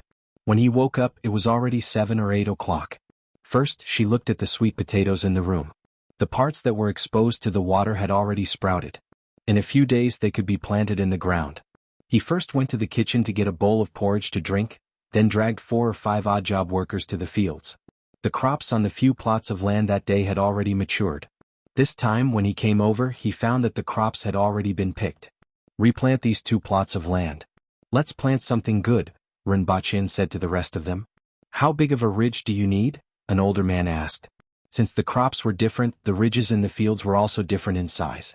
For those who had done farm work, this was something that even children knew, but for the children in the city, there were not many who knew this. If Ren Baqin hadn't read a lot of information these few days, he would have been dumbfounded when he heard this question. First, the 2 plots of land were divided into 5 portions. Then, the requirements for each portion were stated. Everyone expressed that they understood. After throwing all the work to them, he strolled back. No wonder so many people wanted to become officials. It felt good to throw things to others to do. When he returned, he went to look for caretaker Sher, but he saw that he was busy. Ren Baqin waited at the side for a while and got caretaker Sher to write a slip for him to go out. "When you go out, take 2 servants with you. Don't go out by yourself. One look and I can tell that you're not from Dayo. It's easy to get into trouble if you go out by yourself," caretaker Sher warned. "It's not that messy, right?" Ren Baqin was shocked when he heard caretaker Sher's reminder. "It's not chaotic. However, your arms and legs aren't big enough for me to pinch you. If anything happens to you, it will be troublesome," caretaker sure said as he sized up Rinpoche. Rinpoche thought about it and felt that his physique wasn't strong enough to be pinched by someone. Just the odd job workers in the beast park were all tall and sturdy, and each of them could fit in 2 people. He reckoned that even if he tied up 3 to 5 of himself together, he wouldn't be able to defeat one person. Also, the chefs in the imperial kitchen could smash a 10-centimeter thick chopping board into pieces with a single slap. He couldn't help but be impressed by this kind of martial strength. I will definitely bring an electric baton back next time. Rinpoche made up his mind and returned to his room with the note. This time around he brought a few books. One was Regional Anatomy, one was Systematic Anatomy, and one was Typhoid and Diseases. They were all prepared to be given to the Qin medicine shop. Anyway, there were plenty of these things on Earth. It would be good if he could teach them to others in this world and save a few more lives. Knowledge was precious, and it was even more precious in this world. However, to Rinpoche these things weren't important. Other than that, he also brought 1,000 vials, some syringes and catheters. This was mainly because he saw a piece of news on the internet before he came. It was about using vials to inject normal saline solution to stop the bleeding of a pregnant woman with massive postpartum hemorrhage. The success rate was almost 99%. It was easy to learn and there were no side effects. It had always been said that giving birth was like taking a trip to the gates of hell. Massive postpartum hemorrhage had a very high mortality rate. If he could easily save countless lives, why wouldn't he do it? After that, he bought a lot of vials. He could still remember the expression on the girl's face when she looked at him in the medicine shop. He reckoned that she didn't treat him as a good person. A normal person definitely wouldn't buy so many vials at once. Other than these, he also bought alum and mirabolite, which were used to tan animal hides. The food in Dayo was mainly meat, such as cattle and sheep. There were a lot of cattle and sheep hides in the beast park. They were of low value and could be used to make sofas after tanning them. After sorting out the items, Rinpoche went out and found 2 burly odd-job workers. One of them was called Teng Hulu, and the other was Tai Dao. They were very diligent and straightforward, but they weren't considered smart. The 2 of them carried the items and followed behind. The 3 of them went straight to the Qin medicine shop. Not long after entering the city, Rinpoche saw a few people fighting in front of him. There were also many people watching and cheering at the side. Your fist is too slow, did you not drink milk? Hit the chin. Hit the stomach. Sigh. You didn't even hit it, why are you so stupid? Rinpoche passed by the side and was speechless when he heard those people shouting. These people were too hateful. However, the people of Dayo were used to it. The people who were fighting inside became even more excited when they heard the clamor around them. Before Rinpoche could walk past the crowd, he heard someone shouting above him. There was also a commotion around him. When Rinpoche raised his head, he saw a face getting closer and closer to him. Before Rinpoche could curse, he was pushed to the ground by someone. The person who pushed him down was a lady. She was wearing a beast skin waistcoat and her hair was tied into many small braids. At first glance she seemed to be pretty good looking. It was just that the corners of her eyes were a little bruised as if she had been punched by someone. After the lady pushed him down, she rolled on the ground and stood up. She cursed and squeezed through the crowd again. Rinpoche covered his face and let out a breath of cold air. Just now, that lady directly knocked into his face with her mouth. There was no romantic feeling at all. He just felt that his face was a little swollen. Caretaker Rin, are you alright? Teng Hulu and Tai Dao asked as they pulled Rinpoche up. Rinpoche rubbed his face and thought that this was really an unexpected disaster. He wanted to see what the lady who knocked him down looked like. However, a group of tall and strong people surrounded her like a wall. He couldn't see anything. He could only hear the clamor and the cursing from inside. Forget it, let's go, Rinpoche said to the 2 of them while covering his face. He really couldn't get angry with this bunch of barbarians. After walking for a long distance, Rinpoche looked at his right hand. Just now, when he was blocking the attack, he seemed to have caught something soft. It was a consolation prize. When he arrived at the Qin medicine shop, there were still many people waiting to be treated. Chapter 37. There were all kinds of herbs in the house. Once they entered, they could smell the strong smell of traditional Chinese medicine. The 3 of them put down their things. Teng Hulu and Tai Dao looked around as they had nothing to do. Rinpoche took out the book Typhoid and Diseases and started reading. It was written in simplified Chinese. Qin Zixing definitely could not understand it. Rinpoche still had to explain it to him later. Hence, he wanted to familiarize himself with it in advance to save some time. After reading for a while, they suddenly heard noises coming from outside. A man was shouting, "Doctor, doctor, help!" "Don't panic. What's the situation?" Qin Zixing raised his head and asked. "My wife just gave birth to a son. She is bleeding non-stop. Doctor, please get me some ointment for my wounds," the man shouted. Qin Zixing frowned. He knew what was going on. If he could not find a way to stop the bleeding, the ointment would not be of much use. Hence, he said, the ointment is not very effective for postpartum hemorrhage. We have to stop the bleeding in a short period of time. I know, but how can we stop the bleeding?" The man's eyes were red. He shouted loudly, but his voice was full of helplessness. It was a common occurrence for a pregnant woman to die from postpartum hemorrhage. Every year there would be more than 10 cases. This was due to the inconvenience of communication in modern society. Hence, when the man knew that his wife was bleeding, he immediately panicked and rushed here. Qin Zixing also frowned. Although this world was not that strict between men and women, it was impossible for him to help the pregnant woman with this. Furthermore, he did not have any good ideas. Finally, he sighed and said, "I will get you some ointment for your wounds. Go back and try it." In other words, it was up to the heavens to decide. This kind of thing happened frequently. Unfortunately, he was powerless. At this moment, someone suddenly appeared beside Qin Zixing. "I have a way to stop the bleeding." Qin Zixing was stunned when he heard this voice. He turned his head and saw that it was Ren Baqian. He immediately stood up and grabbed Ren Baqian's shoulder. "Really?" "Absolutely." Ren Baqian nodded. He had heard the whole story when he was inside. He did not expect to encounter such a thing when he just brought these things over. It was a coincidence. However, he did not know that this was not a coincidence. This kind of thing happened frequently. "How do I stop the bleeding?" Upon hearing Rinpoche's words, the burly man's eyes lit up. He immediately grabbed Rinpoche's shoulders and lifted him up. "Let go." Tai Dao and Teng Hulu came out of the room. When they saw this scene, they immediately went forward and twisted the burly man's hands behind his back. Rinpoche also landed on the ground. I'm sorry. I was too excited. How can I stop the bleeding and save my wife?"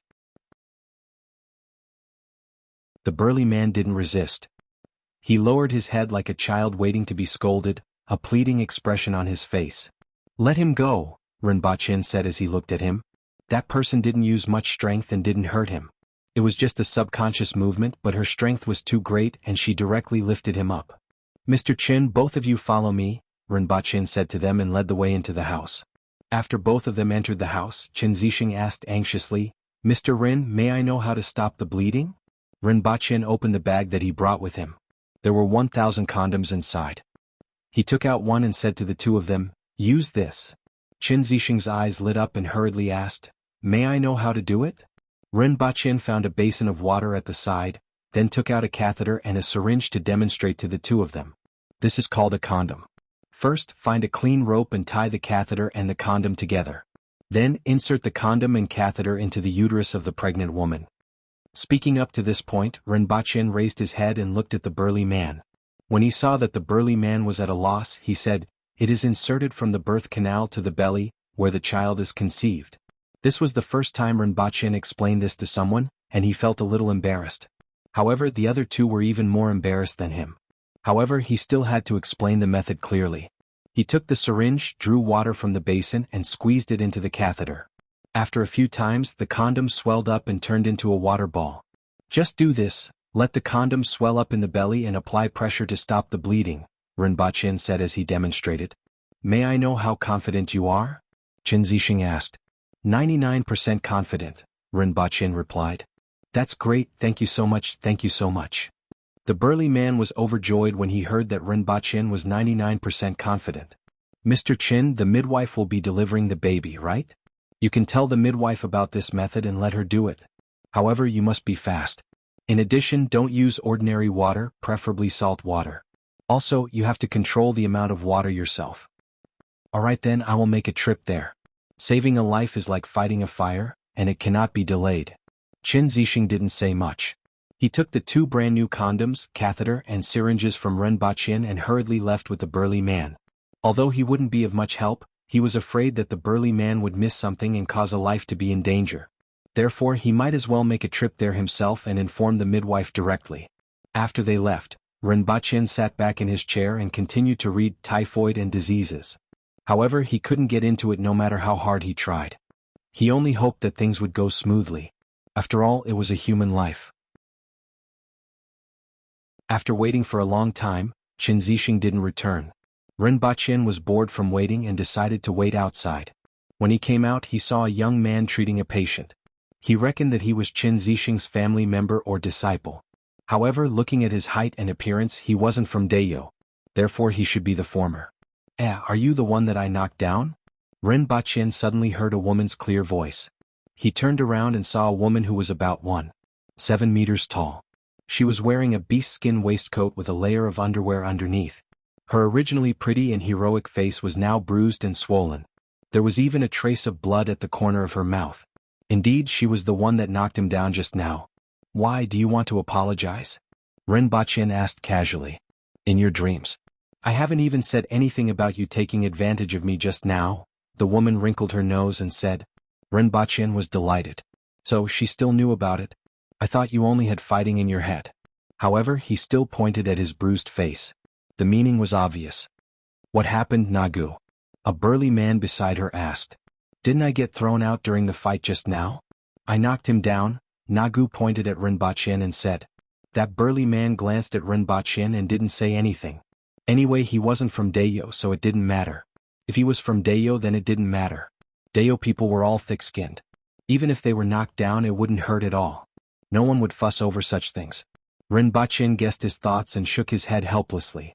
People from Dayo and people from other countries really didn't like each other.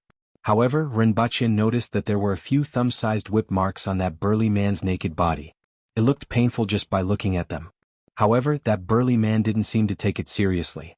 Previously, he heard from Caretaker Sure that people who fought on the streets would be whipped. He didn't know if Nagu was also whipped. Rinpoche took a glance and saw some whip marks on Nagu's exposed arm. She must have been whipped along the way. Sure enough, she didn't run away.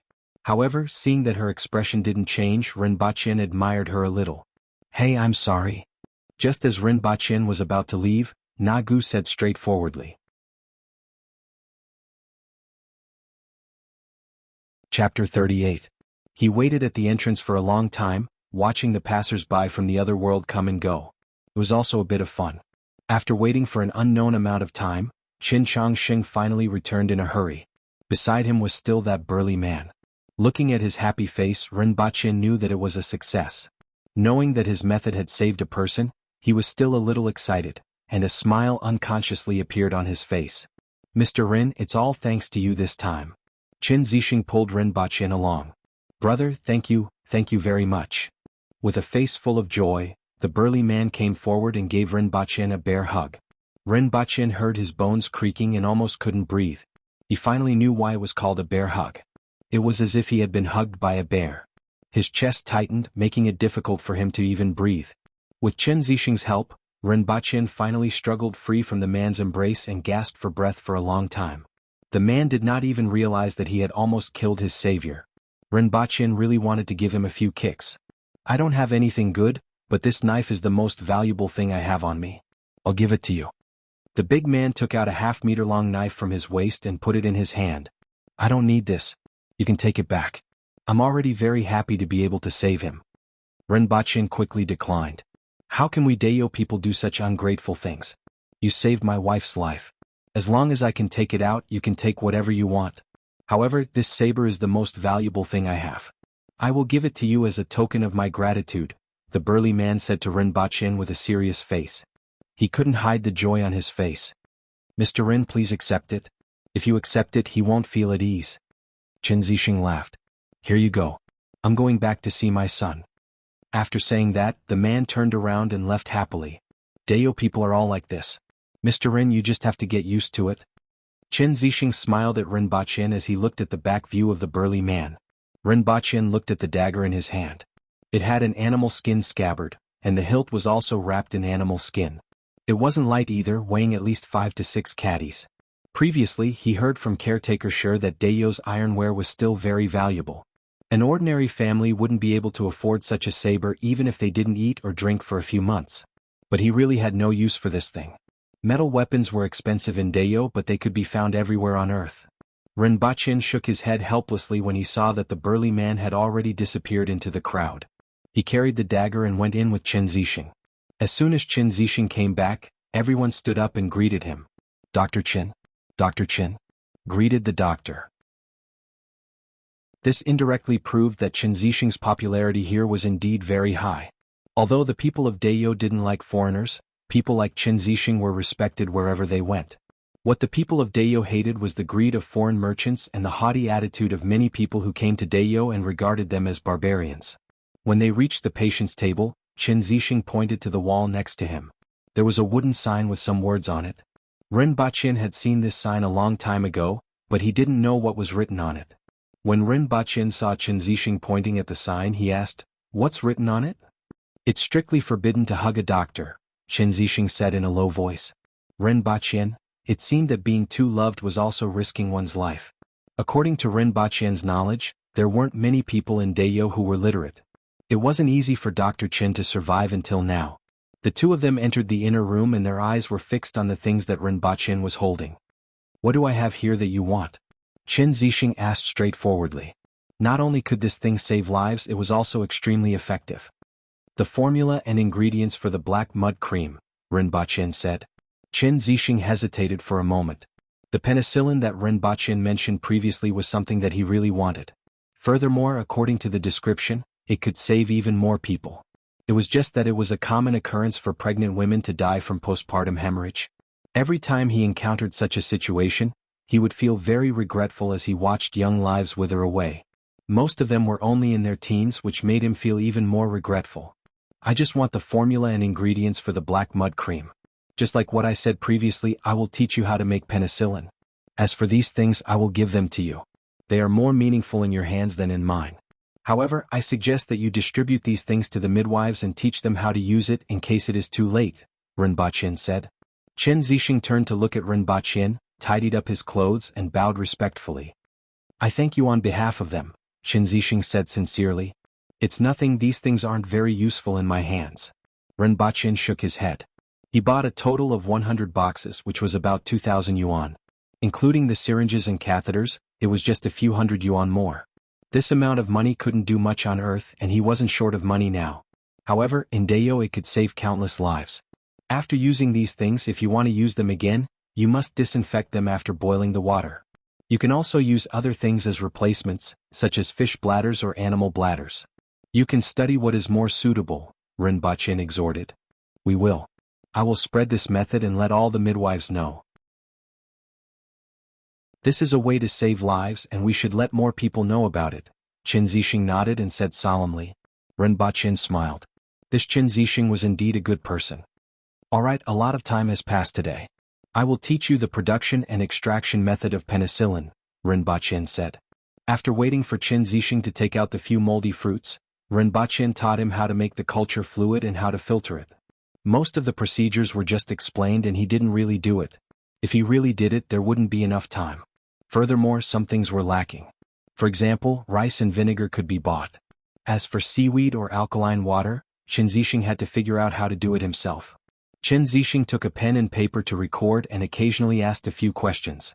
By the time he finished explaining everything, it was already night time. Ren Baqin exhorted, "Remember, when using penicillin, a small number of people will develop allergies. If this happens, it's best to stop using it." Chen Zixing put down the pen and paper. After writing for an entire afternoon, he was extremely tired. After listening to Ren Baqin's words, he nodded to show that he understood. The same disease would have different effects when used by different people. This was something that he knew very well. During this period, Ren Baqin took a look at the things that Chen Zixing had written down and didn't recognize a few of them. However, he could tell that the handwriting looked like it was made by a chicken's claw. Who said that doctors have good handwriting? Ren Baqin immediately had this thought. These are the basics. Ren Baqin passed the other books to Chen Zixing. Of these 3 books, one is typhoid and diseases and the other 2 are about anatomy. They are a different kind of medical theory and are different from your medical skills. They don't talk about looking, listening, asking, and feeling the pulse. They specialize in studying the structure of the human body. You can also refer to them. However, I don't think you can understand the words. I don't have time today. I will translate them for you when I'm free. Chen Zixing took the books carefully. He knew the value of books, especially those that hadn't appeared in the world. Perhaps one of the books could solve some of the problems that had been troubling him. Its value was immeasurable. After flipping through it, he realized that typhoid and diseases was basically filled with words and he couldn't understand it. The other two books were about the structure of the human body and had many anatomical drawings. Qin Zixing flipped through them and asked, "How did they study it? How can the drawings be so similar?" "They probably used corpses to study it," Rinba Qin replied with uncertainty. He didn't know much about the development of Western medicine. No matter how they studied it, knowledge is always correct. "That's true."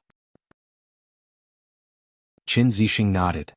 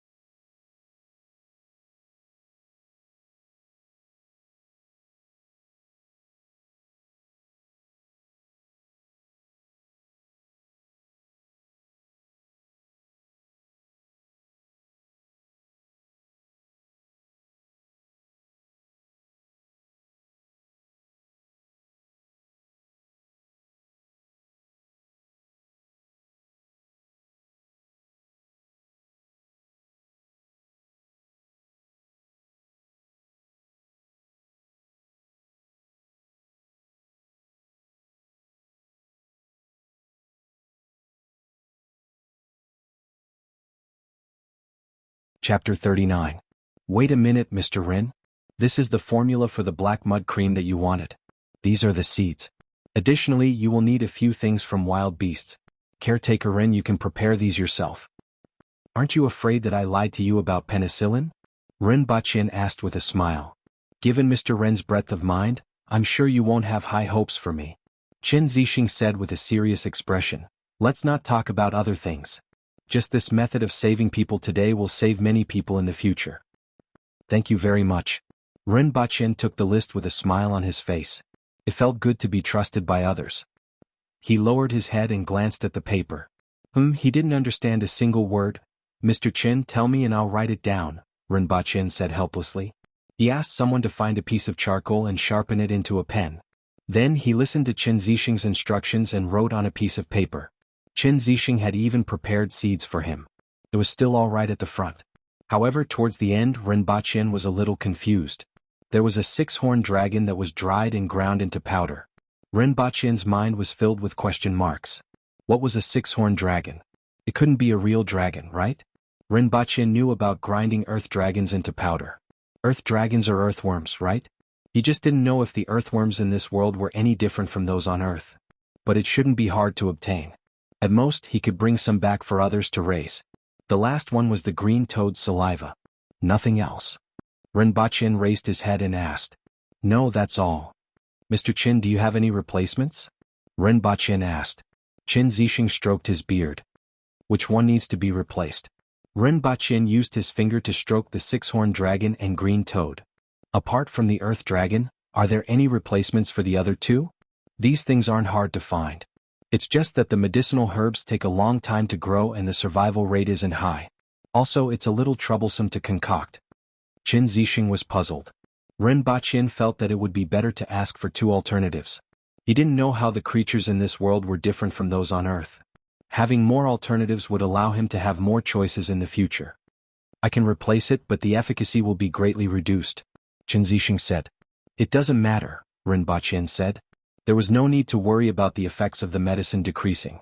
An injury that would normally take 10 days to half a month to heal could be healed in just a few minutes with the black mud cream. The effects of the medicine would be reduced by several times. Even if it lasted for a few hours, a day or even 2 days, it would still be acceptable. Qin Zixing mentioned 2 more ingredients and Ren Baqin wrote them down. Then he carefully kept the paper in his pocket. I see that your writing is similar to the writing in the books you gave me. I've never seen it before. May I know where Mr. Ren is from? Qin Zixing asked curiously. He had been holding back this question for a long time, and only now did he ask it. China. You definitely haven't heard of it, Ren Baqin replied casually. Qin Zixing pondered for a moment. There was indeed no country called China in his memory. Mr. Qin, do you have earth dragons, six-horned dragons, and green toads? Ren Baqin asked. Since the black mud cream was made by the Qin family medicine shop, it was very likely that there were ready-made materials here. There are indeed some. What Qin Zixing said was exactly what Ren Baqin thought. Qin Zixing then led them to the backyard. Just as Ren Baqin thought, the earth dragon was an earthworm. Qin Zixing had dried them, so there was no need for Ren Baqin to bring them back. He would first go back and see if the earthworms on Earth could work. As for the six-horned dragon, it was kept in a jar filled with water. It was golden in color, had 6 small horns on its head, 4 limbs and a tail. It seemed to be an amphibious creature. Ren Baqin looked at it for a long time and felt that it looked like a salamander, but he wasn't sure. The green toad was the size of 2 palms, and its body was rather huge. Its back was full of bulging dots. When Ren Baqin heard its name, he thought it would be green in color, but it was actually brown. According to Qin Zixing, this thing was green before it matured, and it would only turn brown after it matured. Can you give me this 6-horned dragon and green toad? Ren Baqin asked. Qin Zixing stroked his beard and said, This is a small matter. However, Mr. Ren, you have to take note that if you touch the green toad with your skin, you will get a rash that is painful and itchy. If you want to cure it, you can only apply the juice of the 9-wood flower to the rash. Otherwise, you will have to wait for a month for it to slowly fade. If you want to extract its saliva, you just need to smear honey on a wooden stick and lick it clean. Understood, thank you. Ren Baqin was delighted. He didn't expect things to go so smoothly. He had already obtained the formula and ingredients for the black mud cream. He just needed to bring it back to Earth and hand it over to Qin Qing. After that, it would depend on their research. Alright, it's getting late, I still have to go back. I will teach you some other day. You can try the production method of penicillin and verify its effects. The earlier this thing is produced, the more people can be saved. Ren Baqin asked the 2 of them to carry the jar and asked for some 9-wood flowers. After asking them what they ate, he stood up and bade them farewell. Mr. Ren is kind, I admire you very much, Qin Zixing said. I just want to save as many as I can. Human life is precious, Ren Baqin said. However, he didn't notice the looks of admiration on Teng Hulu and Tai Dao's faces. They had witnessed everything that happened today from start to finish, and naturally knew the cause and effect. Not to mention other things, Ren Baqin's act of teaching others his skills just to save a few strangers made them admire him from the bottom of their hearts. On the way back, Teng Hulu and Tai Dao looked at each other with the jar in their hands and shouted, Caretaker Ren. What's the matter? Ren Baqin was in a good mood. He had obtained the formula for the black gypsum and also saved someone. For an ordinary person, saving someone seemed to be very far away from him. He felt happy from the bottom of his heart when he thought that another person's life was saved and a family was saved. In the future, if you need anything, just let us know. We will definitely do it well, Tai Dao said. Just because of what happened at the medicine store today? Ren Baqin tilted his head and looked at the 2 of them. We are not good with words, but Caretaker Ren is a capable person who cares about the lives of strangers. We are willing to work for someone like Caretaker Ren, Tai Dao nodded and continued. Yes, Caretaker Ren is a good person, Teng Hulu echoed. "Ha, that's good," Rinpoche said happily and patted their shoulders. As for the specifics he would see in the future.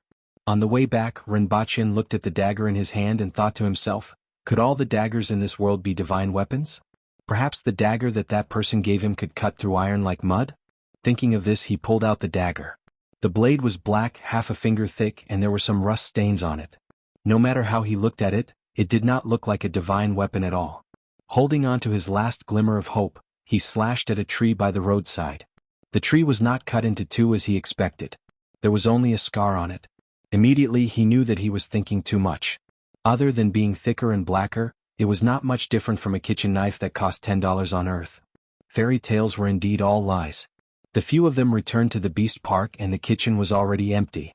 Teng Hulu and Tai Dao sent the jar back to Rinpoche's house. Rinpoche went to pull the cook out of bed and said, "Come, I'll give you something good." "What is it?" The cook followed Rinpoche out of the house with a blank look on his face. "Go to the kitchen and prepare some meat first. I'll go get something." Rinpoche patted the cook's back and went straight to the room to get some spices. When he reached the kitchen, he put it on the table. "Look, it's good stuff. Are these the spices that caretaker Rin uses in the imperial kitchen?" The cook opened the small bag and was pleasantly surprised when he saw what was inside. "Oh, you're quite well informed."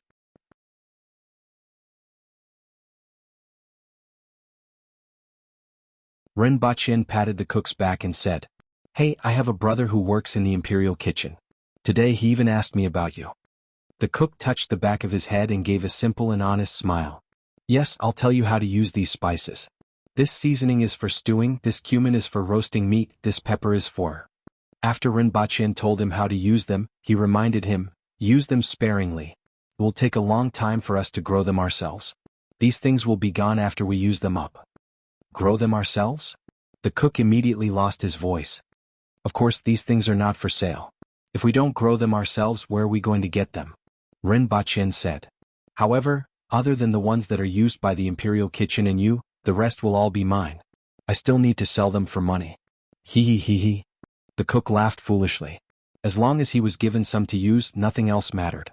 After Rinpoche finished speaking, he said to Teng Hulu and Tai Dao, "Did you hear that? I got those 2 plots of land to plant spices. The 2 of you can help keep an eye on them and make them eat more. Caretaker Rin, don't worry. Even if Caretaker Rin didn't remind us, we wouldn't slack off." The 2 of them patted their chests and said. Rinpoche believed this. Over the past few days, he hadn't seen a single crafty person. He had to admit that the people of Dayo were indeed honest and capable. After waiting for half an hour, the meat in the pot was still not ready, but the aroma of the meat assailed their nostrils.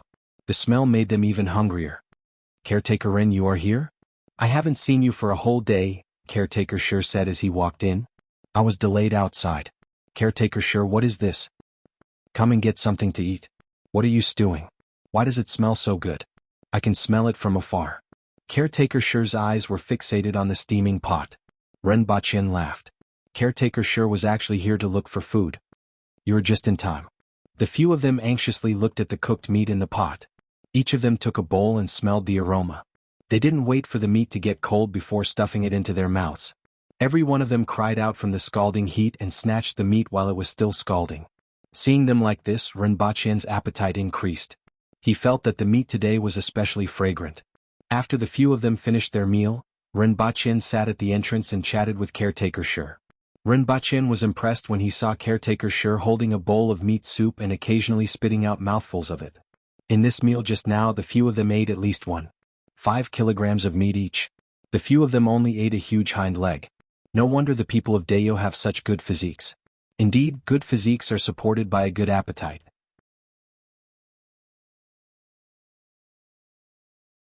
Chapter 40. The next morning, Rinpoche prepared some bamboo leaves and water for Tian Tian and Gun Gun. Then he brought them to a piece of flat land not far from the kitchen to look for leather. In a large open space there were poles with ropes in the middle. All kinds of furs were hung on the poles, and after some simple cleaning, they were hung there to dry. There were cowhide and sheepskin. There were about 100 odd job workers and family members in the beast park. Based on the appetite of the people of Dayo, the amount of meat they ate every day was quite large. At the very least they had to kill 3 cows and a sheep. This was under the circumstance that the sheep in this world were bigger than the horses in Dayo's previous world. Every day after killing them they would simply wash their skins and dry them. Then they would fold them into bundles and store them in the storeroom. Once they had accumulated a certain amount, they would sell them to buy alcohol. This kind of fur, which had only gone through the simplest treatment, was of very low value, so no one cared about it. Some of them were the skins of the dead animals in the beast park. Rinpoche even saw the skin of a saber-toothed tiger. There were black stripes on the yellow fur, which were much larger and denser than the stripes on a tiger. It looked more like the skin of a leopard, but the patterns on it were much larger and not circular. It was said that 2 saber-toothed tigers fought yesterday and one was bitten to death. The furs that were being dried here were all in good condition. Rinpoche covered his nose and looked at them. Then he got someone to roll up all the dried furs and carry them away. Although it had been cleaned, it still emitted an extremely heavy stench, attracting many flies and other vermin to fly around. Remove the oil film and flesh from the surface first. Rinpoche instructed as he pulled Tai Dao and Teng Hulu over. Of the 10 servants under him, 3 were in the ice cellar, 5 were in the pear field, and only 2 were here. He spent the whole morning cleaning out some leather, then soaking it in water for another 2 days before it could be used. Rinpoche tied up the rest and threw them to the side. Then he brought the 2 of them to Baishur district to look for a blacksmith to forge the fan according to the pattern. Rinpoche had considered going out by himself. However, after thinking about it, the Dayo people didn't treat outsiders very well. Furthermore, Dayo's combat power was much stronger than his. If anything were to happen, it would be too late for him to cry. In the end, he could only wait for the 2 of them and only went out after noon. When he arrived at Baishur district, he saw the same shop owner as last time. He showed the fan to him. This can be done, right? Some parts can be replaced, such as the fan blades and the base. They can be made of metal or wood. What is this? The shop owner looked at the fan with a puzzled expression. He had never seen anything like this before. Rinpoche aimed the fan at the store owner and pulled the rope all the way to the end. The blades of the fan spun, sweeping up a gust of wind toward the shop. After the rope was straightened and released, the fan blades began to rotate in the opposite direction. Feeling the wind blowing against his face, the blacksmith shop owner's eyes lit up. This thing is interesting. After receiving the fan, the owner pulled the rope behind it, and the fan blades began to spin. Then he let go and turned in the opposite direction. Then he turned the fan to his face, pulled the cord and let go. Pull the rope. Let go. Pull the rope. For a moment she was having so much fun that she forgot about Rinpoche and the rest.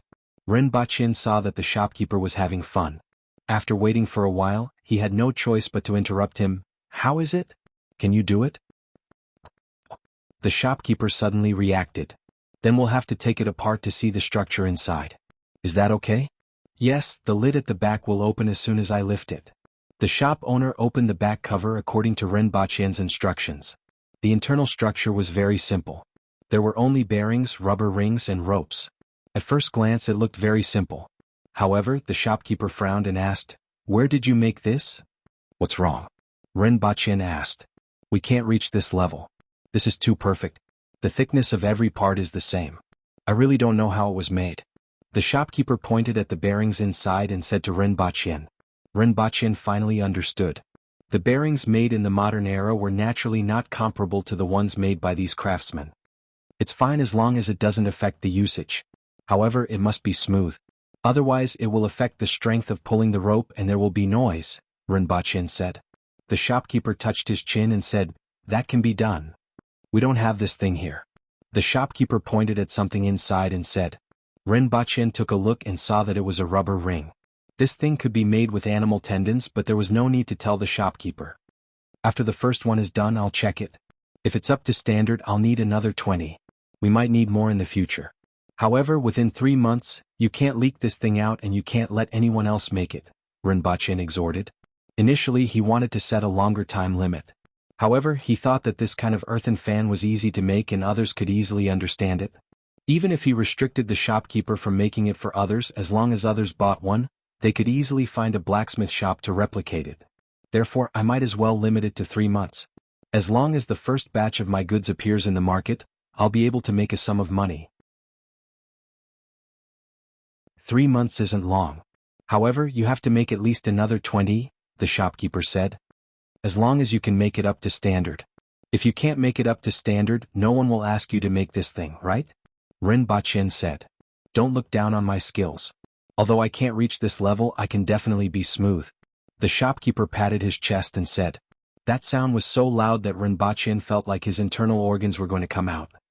Can you leave this thing here for me to study? The shopkeeper asked again. He kept fiddling with the fan. Rinpoche didn't know if he liked the fan or the bearings inside. Sure. How long will it take for you to make it?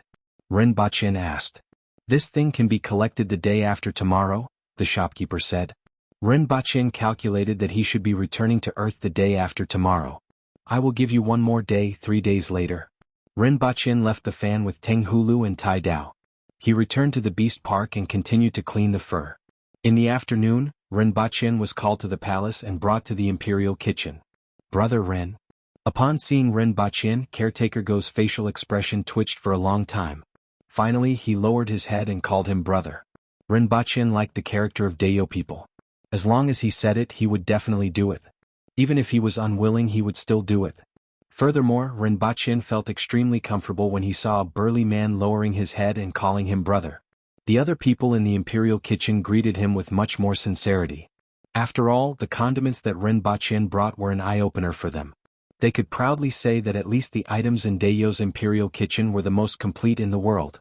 The imperial kitchen in the Lianyun kingdom couldn't be compared to the imperial kitchen in the Great Xia Palace.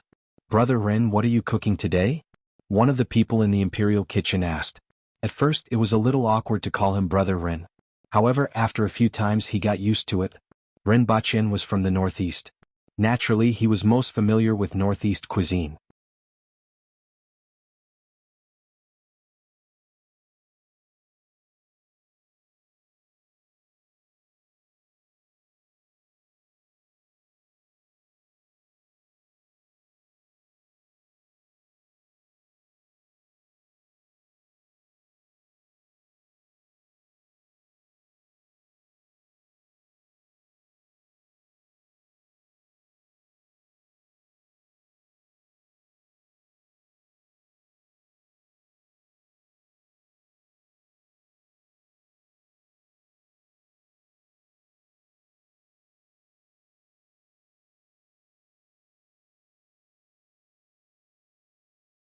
Chapter 41. Although it was called stewed chicken with mushrooms, it was just a kind of stewed chicken with mushrooms. However, the taste was much better than that of ordinary chicken. Even before it was taken out of the pot, its fragrance had already assailed the nostrils, causing everyone in the imperial kitchen to salivate. The double-cooked pork was made with the meat of an animal called inzhong. The meat was very similar to pork. The braised pork he made last time was also made with this kind of animal. There were a lot of cows in Dayo, mainly water buffaloes. There were a lot of them in the plains and lowland jungles. Many of them were farmed as well, and they were the main type of food in Dayo. After stewing the dish, Rinpoche found a place to sit. A few chefs from the imperial kitchen ran over to ask him about the details of the cooking process, such as how to add the seasonings. Rinpoche arrived one by one. Brother Rin, the manager said that you should deliver the dishes for today, a chef said to Rinpoche after the dishes were served. Oh. Rinpoche raised his head and looked for Caretaker Go. Normally, Caretaker Go was the one who sent the gifts. His Majesty asked you to deliver it after you're done cooking, the chef explained. Only then did Rinpoche nod his head. He carefully carried a metal plate with a few plates of cooked dishes and rice on it and covered it with a lid. He carefully carried it out and saw a soldier standing guard outside. They followed him all the way to the palace. When the dishes were sent into the palace, someone took them to the side to test for poison and then brought them to His Majesty. On the other hand, Rinpoche waited at the bottom of the steps. Continue with that story of yours. The Empress got up from the couch. After she finished speaking, she began to taste the dishes for the day. Just as Rinpoche had expected, other than steamed pork and double scoop, the Empress also had a preference for pine nuts and peas. Although she was an emperor, she was still a woman. She had a preference for sweet dishes. Rinpoche thought about the content of the previous lecture. It was about the battle between Sun Bofu and Yen Baihu. Next, it was about Lu Xianfeng shooting halberds at the Yuan Gate. The Empress didn't listen much and said, "It's only 150 steps, why are you making such a fuss?" There was no lack of hunters in Dayo who were able to hit their targets. Previously, when I heard you speak of it, I was thinking, you are so weak, yet your country was not destroyed. Rinpoche was left speechless by the Empress's words. The difference in strength between the people on Earth and this world was too great. There was no way to compare them. He would send people flying with a kick at the slightest provocation, and even the stone wall would have a hole in it. How could a person get up and fight again unscathed? This seemed to be very common in Dayo. On Earth, this kick would have killed him. Not to mention tearing down a city gate with his bare hands. Perhaps only Li Yuanba from the Romance of the Sui and Tang dynasties could try. After talking about the three kingdoms for 4 to 6 hours, Rinpoche finally withdrew. After Rinpoche left, the Empress picked up a piece of paper beside her and looked at it again. Everything that happened to Rinpoche at the Chen family's medicine shop was clearly written on it. "He's rather kind-hearted," the Empress said faintly. "However, this method of his can be carried out first." However, there was another thing in the report that the Empress was very concerned about. It was the 3 books that Rinpoche took out. When Rinpoche arrived, he was clean and had nothing on him. For him to be able to take out 3 books now, it probably had something to do with him disappearing every few days. Although he didn't know where he went, it was probably related to the situation at that time. Appearing out of thin air and disappearing out of thin air, leaving no trace behind. This kind of thing made her puzzled, but she could explore it later. She was more concerned about another point. Although Dayo respected martial arts, as an empress she couldn't be so short-sighted. She had studied Great Xia in the Yin nation before. Naturally, she knew the role of scholars, craftsmen, culture and technology. Furthermore, Dayo's predicament had always been there. Almost all the technical content was brought in by merchants. Several generations of emperors had always wanted to send people out to learn, but the results were very little. Rinpoche had once taught the method of making ice to the Beast Park's manager and taught the method of stopping postpartum hemorrhage to the people at the Chen family's medicine shop just to save a few more people.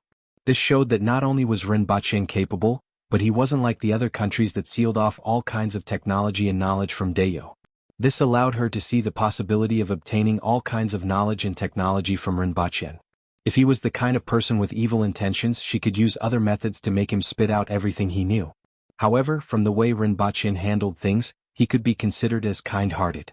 Furthermore, he wasn't stingy when it came to passing on things that he knew to others. This made her feel that he could be used. What Dayo currently lacked the most was people like him. Naturally, Rinpoche didn't know what the Empress was thinking. The next morning, he brought Teng Hulu and Tai Dao to continue cleaning the leather. Rinpoche watched as the two of them used a knife to scrape off the minced meat and oil film on the leather. Their movements were extremely swift, and every time the knife landed, a piece of oil film would fly off. Seeing that it was scorching hot, Rinpoche went forward to give it a try.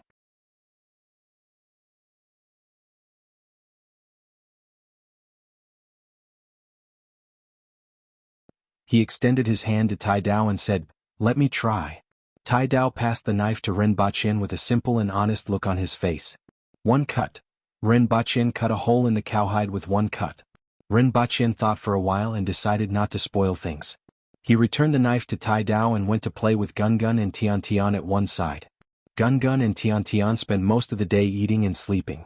Occasionally when they woke up they would play like 2 balls. Their actions made people howl. The people in the Beast Park shook their heads when they saw Rinpoche raising these 2 little things. They couldn't eat and couldn't hunt. They ate every day and were extremely stupid. They really couldn't understand why caretaker Rin liked to raise these things. However, Rinpoche didn't care at all. These were pandas. On Earth, if you wanted to see them you had to stay far away. At most, you could take a photo with your phone. You didn't even have the chance to get close to them, let alone raise 2 of them as pets. Rinpoche sat on the stone slab in front of the door and looked at the 2 little fellows crawling around on his knees. He was extremely happy. He thought to himself that he should bring his phone next time and take a few photos of these 2 little fellows to post on the internet. At night, Rinpoche went to the palace again. This time he made twice-cooked pork, double-cooked pork and pine nuts with peas. The previous dish, double-cooked pork, was the Empress's favorite. She finished half a plate of it by herself. This time the Empress asked for it by name. Rinpoche had to admit that the Empress was much more thrifty than the ancient emperors. She only had 4 dishes for a meal, which couldn't even be compared to some of the village officials. Of course, this was also related to the fact that Dayo wasn't very rich. The Empress also didn't have any extravagant habits. When talking about Cao Cao's discussion about heroes, the Empress said, "This Cao Cao was indeed a character. Unfortunately, he was too weak." Rinpoche thought for a long time and felt that the Empress was definitely referring to Cao Cao's individual strength. Regardless of whether it was Lu Bu or the other valiant generals, the Empress was somewhat dismissive. According to the Empress, the description of those valiant generals in the book was something that even the commoners in Dayo could do. Yet, they could actually become valiant generals. This showed how weak these people were. This made Rinpoche speechless. The individual strength of these people on earth was indeed inferior to that of Dayo. However, he was actually despised. This was too embarrassing for the people on earth.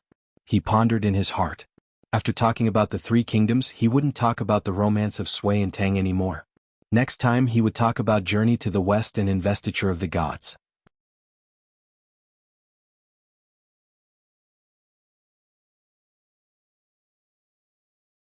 Rinpoche joked, "You and Jiangnan are about to get engaged, so stop wandering around. Be careful that you need to take medicine in the future." "Don't worry, I've been paying attention. I've been taking the medicine prescribed by an old Chinese doctor for more than half a year," Qin said with a laugh. Rinpoche couldn't help but give a thumbs up. "You're indeed far-sighted. You brought everything? Let's go up." Qin pulled Rinpoche along. "Wait, he's still in the car." Rinpoche turned around and took out a box filled with waste paper from the trunk. He took out 2 cans from the box and stuffed one of them into Qin's hands. "Take it, be careful." "What is this?"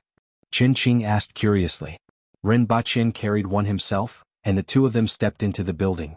Qin's father was waiting for the 2 of them in his office. Other than him, there was also a middle-aged couple. "Uncle Qin." Rinpoche nodded and greeted him as he entered. "Yes, Bachin is here. Let me introduce you. This is Professor Sun Qing and this is Professor Su Shan. Both of them are experts in the field of medicine. Both of them heard about the effects of the black mud cream and were very interested in it. That's why they came back from overseas." "Hello." Rinpoche nodded at the 2 of them. Su Shan returned a smile, but Guqing seemed to be thinking about something. It was as if she didn't hear what Qin's father said and didn't see Rinpoche. Rinpoche didn't feel that he was being left out. He heard that many researchers were eccentric and didn't know the ways of the world. This Sun Qing might be one of those people. Rinpoche and Qin placed the cans on the table. "What's this?" Qin's father asked. "2 of the ingredients, the formula and the seeds, I've brought them with me." Rinpoche took out the formula and placed it on the table. Qin took a glance at it and exclaimed softly, "What are these? Qingyang grass? Harpy? What a weird name." Hearing Qin's words, Su Shan walked over and asked, "Can I take a look?" Rinpoche glanced at Qin's father. Qin's father nodded. "Sure, the contract has been signed and there's nothing to hide. I'll hand it over to you sooner or later." Su Shan picked up the formula and looked at it. She had a puzzled look on her face. "What are these?" Rinpoche naturally knew what was written on the formula, but he didn't know what was written on it. If Rinpoche didn't bring the real thing back, there would be no difference between this formula and not having it. Rinpoche took out a paper bag from his pocket.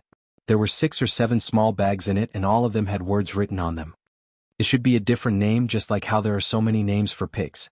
"I've brought the seeds back, we'll know when we plant them." The rest of them agreed with Rinpoche's explanation. They compared the words and the formula on the paper bag one by one.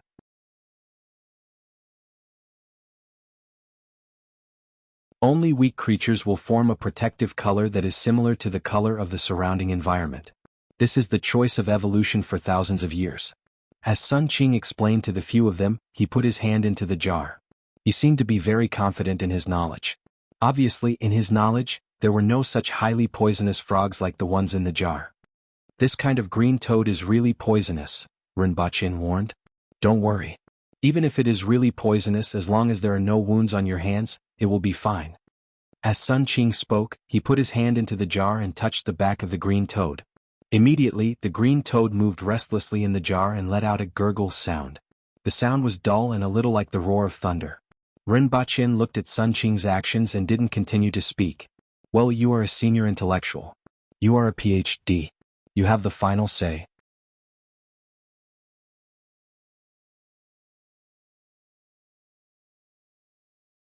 Guo took out 2 flower petals and put the paper bag into her pocket.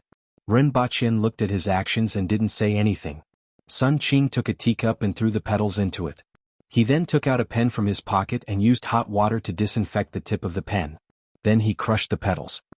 He looked up at Rinpoche and asked, "Cold water or hot water?" Rinpoche shrugged. "I don't know.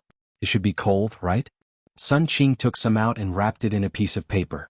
Then he poured a small amount of cold water into it, stirred it and wiped it on his hands. 10 minutes later, his hands were covered with red spots.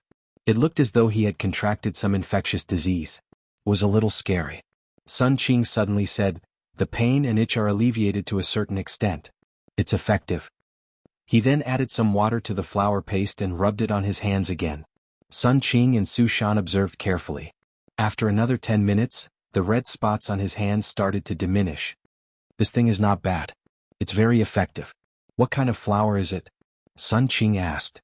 "9-wood flour," Rinpoche said. "What other uses does it have?" "I'm not sure about that," Rinpoche replied honestly. Sun Qing nodded and said to Papa Chin, "It's worth researching. When will the research start?" "It can already be started. There are still some equipment that will arrive later. It shouldn't affect the early stage of the research," Papa Chin said. Following which they talked about the research lab. Rinpoche and Qin Qing weren't interested. After saying goodbye they went outside to smoke. Papa Chin looked at Rinpoche's back and smiled. This was to show that he didn't want to be involved in the future. Papa Chin was very satisfied with this performance. He was really afraid that Rinpoche, who was young and full of vigor, would want to make a career out of it. It would be easy for him to get into trouble. Now that the research was successful, he would gain fame and status, and Rinpoche would get most of the profits. Rinpoche accompanied Qin Qing to smoke a cigarette outside. He hadn't smoked for a long time.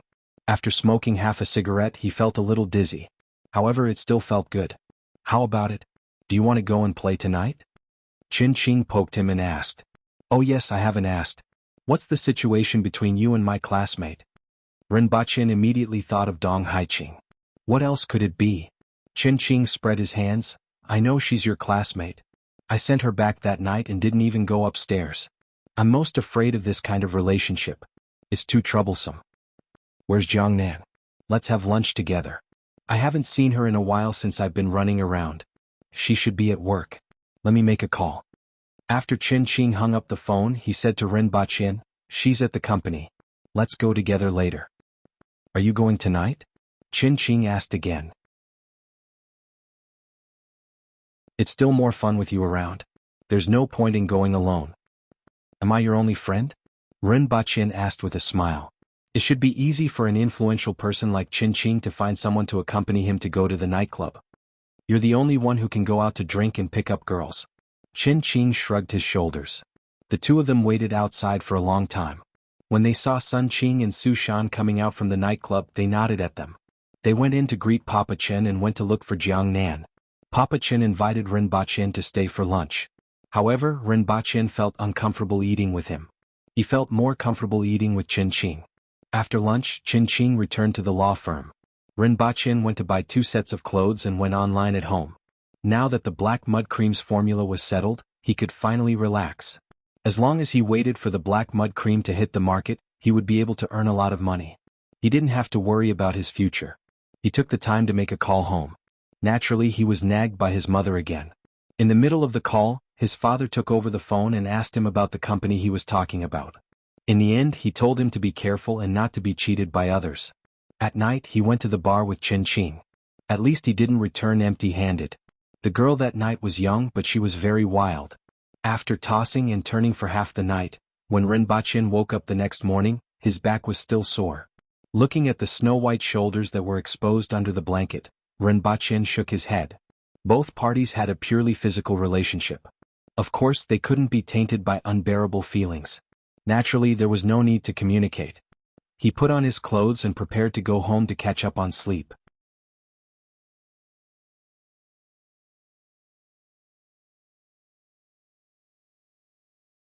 He could dig a hole and bury it at a certain distance. In the first week, he had to water diligently to prevent the seedlings from dying. After the second week, it would be easier. Until the harvest, he only had to turn over the sweet potato vines a few times to prevent them from taking root. After settling these matters, Rinpoche dragged Teng Hulu and Tai Dao to the blacksmith shop in Baishur district to check on the progress of his fan. Shop owner. Rinpoche entered the shop and greeted the shopkeeper. The shopkeeper looked up at him and took out a wooden box from behind. Inside the box were the fan and the custom-made one that Rinpoche had brought. "Take a look." The shop owner stuffed the fan into Rinpoche's hands. Rinpoche took a closer look. The fan blades were covered in layers of decorative patterns. It was obvious that they were forged with a hammer and looked rather beautiful. If the fan blades were to be sharpened, it could probably be used as a murder weapon. The bearing inside was also rather smooth. It seemed that there was no problem. Rinpoche took out a rubber ring from his bosom and attached it to a rope before pulling it. The fan started to spin as expected. Rinpoche's hand that was holding the fan trembled a little. It seemed that the roundness of the bearing was not enough. However, he was already very satisfied with the workmanship. Good craftsmanship. Rinpoche gave a thumbs up and said, "Of course. My craftsmanship is among the top 3 in the entire Baishur district." After hearing Rinpoche's praise, the shopkeeper immediately raised his head proudly. Rinpoche chuckled. "Just do as I said before and make another 20. The price is still 2 taels of silver each. How long will it take?" After hearing Rinpoche's words, the shopkeeper revealed a smile. After thinking for a while he said, 10 days. The main problem is that the thing inside needs to be polished slowly. Rinpoche knew that the shopkeeper was talking about the bearing. 10 days was acceptable. He immediately paid the deposit and wrapped the 2 fans in cloth. Teng Hulu and Tai Dao each carried 1 fan. After leaving the blacksmith shop, they first went to Jinyuan Road to see how the most important shop was doing. When they arrived, they saw that the shop's door was wide open. 2 men were working inside. The bottom of the wall was covered with wooden planks. The top of the wall was covered with white ash. The floor was also covered with a layer of wooden flooring. There were also some chairs and wooden tables in the room. Everything was made of solid wood. All the wood was coated with a layer of sumac sap. It had a slightly pungent smell. However, this substance was completely environmentally friendly. Although the smell was a little pungent, it would dissipate in a few days. The coating of this layer of lacquer prevented the wood from rotting easily and also prevented it from attracting bugs. In this world, only furniture makers would add color to the sumac sap. However, Rinpoche had completely retained the natural color of the wood. It looked fresh and natural and it was comfortable to enter. After standing outside and looking around, Rinpoche did not go in. Instead, he brought the 2 of them back to the beast park. After putting down the things, Rinpoche pulled the carpenter Tong Jia into the beast park and whispered to him softly. Tong Jia was more than 1.8 meters tall. He had a shaved head and would bare his arms whenever he was free.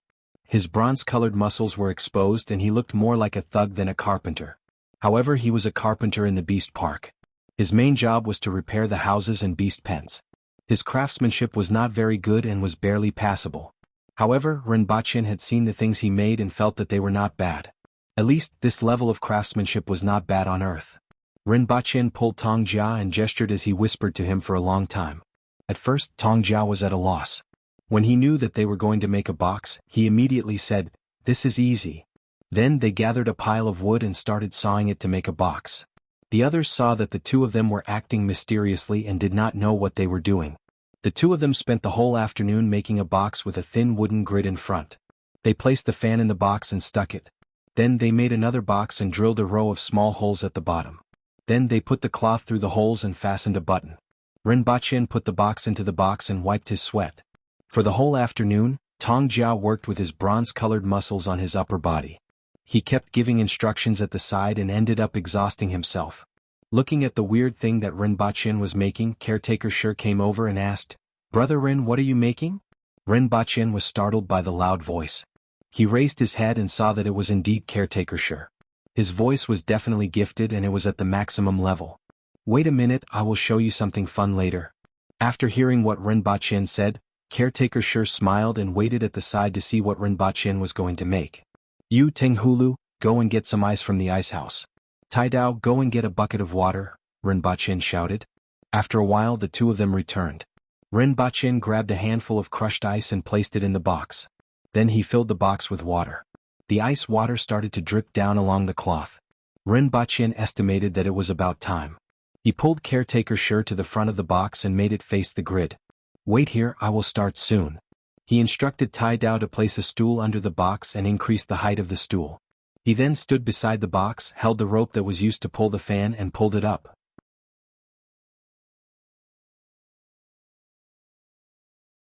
Chapter 45. What's this? Caretaker Shur's eyes widened in surprise. "Air cooler," Rinpoche said. He pulled the rope a few more times and shouted, Hulu, come and pull the rope. Then he ran to the air cooler to enjoy the cool breeze.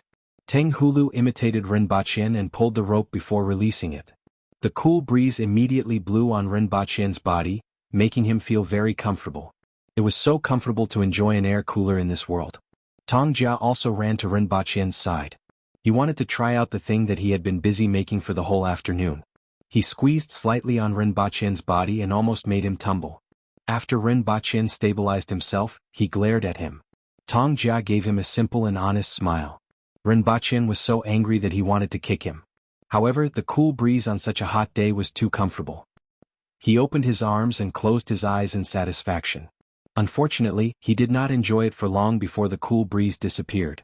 When he opened his eyes, Caretaker Sure was squatting in front of the box, trying to figure out how the cold breeze came out. The cold breeze blew on his face. How could it still reach Rinpochen, who was behind him? How can this thing blow out wind? Caretaker Sure asked as he looked into the box. Rinpochen thought about how to explain. After some thought, he simply said, "You won't understand even if I tell you. What do you think will happen if we sell this thing?" Rinpochen squatted beside Caretaker Sure and laughed. "It should be possible to sell it, right? But it's a little troublesome. Someone needs to pull the rope, right?" Caretaker Sure said with uncertainty. "It's not should, it's definitely," Rinpochen said with certainty. Caretaker Sure's business sense was too bad. However, this was normal. Most people in Dayo were like this. "Do you remember that I mentioned selling ice? This thing is more effective than putting ice in the house. It cools down faster," Rinpochen said. "It's such a good thing, it's better to send it to Her Majesty," Caretaker Sure said after some thought. "It's a little too crude." Rinpochen naturally knew that he had to send one to the Empress first, but the one in front of him was really not presentable. Indeed, the box on the outside was made of wood that had just been sawed open. Although the woodworking skills of this world were quite good, and they were all connected with mortise and tenon joints, which would definitely attract a lot of rich people back on Earth, it still couldn't hide the crudeness of the box. In the modern world, everyone knew that the packaging had to be beautiful, classy. An item worth 100 renminbi had to be packaged with 100 renminbi to make it look like it was worth 1,000 renminbi. Although the main function of the air conditioner was the function of the air conditioner, if Rinpochen had a choice, he would rather have a $100 air conditioner with a $200 package. Can it create complex patterns? Rinpochen turned his head and asked Tong Jia. "I don't know. It depends on what it looks like." Tong Jia rubbed the back of his head and answered honestly. "Let me think about what pattern to make," Rinpochen said. Now that it was so simple and crude, there was no point in gifting it to the Empress. No matter what, it had to be done beautifully. Even if she was the Empress, a woman's nature wouldn't change, right? What is the nature of women? Glittering gold? Like the dragons? You can't move when you see shiny things? This was the first thought that crossed Rinpochen's mind. Soon after, he shook his head. After all, this was the Empress. No matter how poor Dayo was, the Empress wouldn't lack gold and gemstones. Furthermore, Dayo had a lot of gemstones. It was just that most of them were deep in the mountains and were difficult to excavate. Most of them were picked up in the open. In that case, what else could a woman like? Cute. If it was an ordinary woman, it might be possible. When he thought about how the Empress sent the polar bear flying with a slap, Rinpochen felt that it was impossible. After thinking for a while, Rinpochen couldn't figure out anything. He shook his head and decided not to think about this matter for now. He found a chef to cook a small meal for them. After that, Rinpochen returned to the house. There was no entertainment at night in this world. Other than making babies after dark, other than sleeping, Rinpochen was still not used to this kind of schedule. Since he couldn't fall asleep, he sat at the door and teased Gun Gun and Tian Tian. The two little chaps were originally lying on their backs on the ground. After he woke them up, they climbed onto his body. As a result, the two little chaps stopped moving when they climbed onto his knees. After taking a closer look, he realized that they had actually fallen asleep. Rinpochen had no choice but to look up at the starry sky. The starry sky in this world was still very beautiful. When he looked up, he could see countless stars. Among them there were 2 starlight rivers and a huge disk. He wasn't sure if it was a nebula. This kind of starry sky was magnificent and he was momentarily dazed. While looking at it, Rinpochen suddenly thought of an idea. If he were to take a picture of this starry sky and post it on the internet, would those netizens and astronomers go crazy? It was a pity that he didn't bring his cell phone. Another idea immediately popped up in his mind. If he were to put this starry sky on a box, it would definitely be magnificent. After thinking of this idea, he immediately couldn't sit still. He looked down and saw that the two little chaps were actually drooling all over him. He quickly put them down and ran to look for Tong Jia. He thought that Tong Jia had already fallen asleep. He didn't expect him to be smiling foolishly at the air cooler and pulling the rope with his hand. "Come out, I have an idea." Ren Baqin went forward and pulled Tong Jia's arm, wanting to pull him up. In the end, he couldn't move him even after using all his strength. "Ah." Tong Jia turned his head and looked at Ren Baqin with a silly smile. Ren Baqin looked at that silly smile, clenched his teeth and kicked Tong Jia's leg. "Get up and come out with me." Tong Jia then got up and asked, "Caretaker Ren, what's wrong?" "Come out first." Ren Baqin called Tong Jia out of the house, pointed to the starry sky above his head and asked, "Can you put this starry sky on the box?" "Oh." Tong Jia was at a loss. "Just carve it, I will think of a way to do the rest," Ren Baqin said. "Oh, it should be possible. I see these stars every day, I am very familiar with them," Tong Jia said with a simple and honest face. "That's it then. Tomorrow, carve this starry sky on the box, especially these two galaxies in that circle. You must not burn them. Also, carve some stars that you are more familiar with." "Okay, I can do this," Tong Jia immediately said. "Is one day enough?" "Yes, it won't even take one day." "All right, you should settle this matter tomorrow. Do I need to draw it first?" Ren Baqin asked. "No need, it's all in my head." Ren Baqin didn't say anything else after hearing what Tong Jia said. He hummed a tune and went back to his house to sleep. The next morning, Ren Baqin went to look for Tong Jia with a biscuit in his mouth. He sat beside Tong Jia and watched him dismantle the box and carve the starry sky on a few surfaces. Ren Baqin took out the air cooler and placed it on his knees. He pulled the rope from time to time. In the afternoon, Tong Jia raised his head and shouted, "Caretaker Ren, it's done."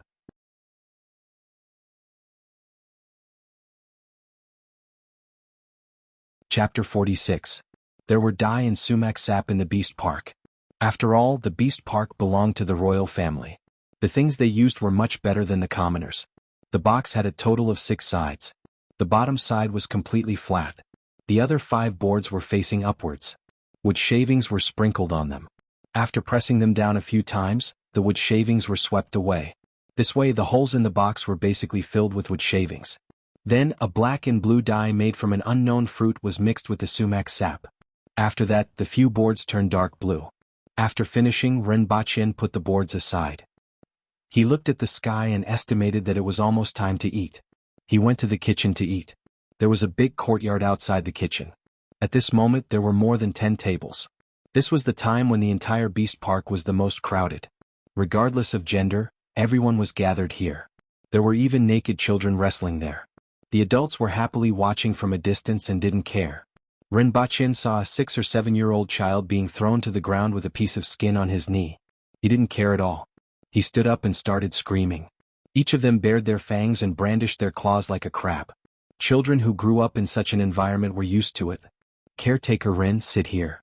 Someone stood up and shouted. Ren Baqin looked and saw Tai Dao.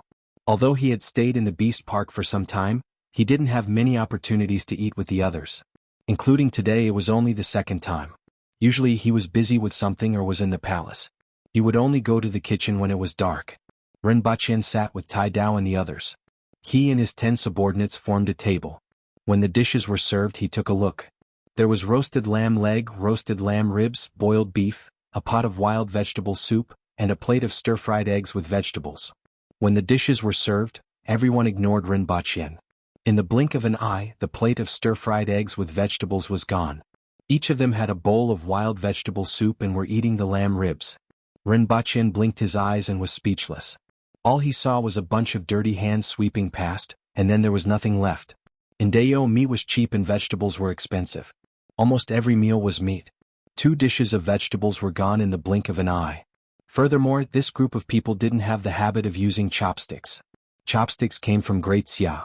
Usually, only rich people and officials would use them. Ren Baqin slurped the wild vegetable soup, nibbled on a piece of lamb chop, and ate some of the dry rations here. This type of dry food was a type of coarse grain.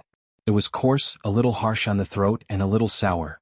However, none of them despised it. There were also refined rice and noodles, but only the rich could afford them. It was already good enough that the people in the beast park could eat this. It was said that the people in the mountain stockade ate meat for every meal, and their supplementary food consisted of berries and wild vegetables. On Earth, eating meat was considered good food, but here it was the most basic diet. If you were to trade a caddy of wild vegetables for a few caddies of meat, there would be plenty of people willing to trade with you. Fortunately, Dayo still had another product, which was tea leaves. There were many wild tea trees on the mountain. As a result, the people of Dayo didn't have to fight over a brick of tea like the people of the grassland. After finishing his meal, he returned to Tong Jia's place.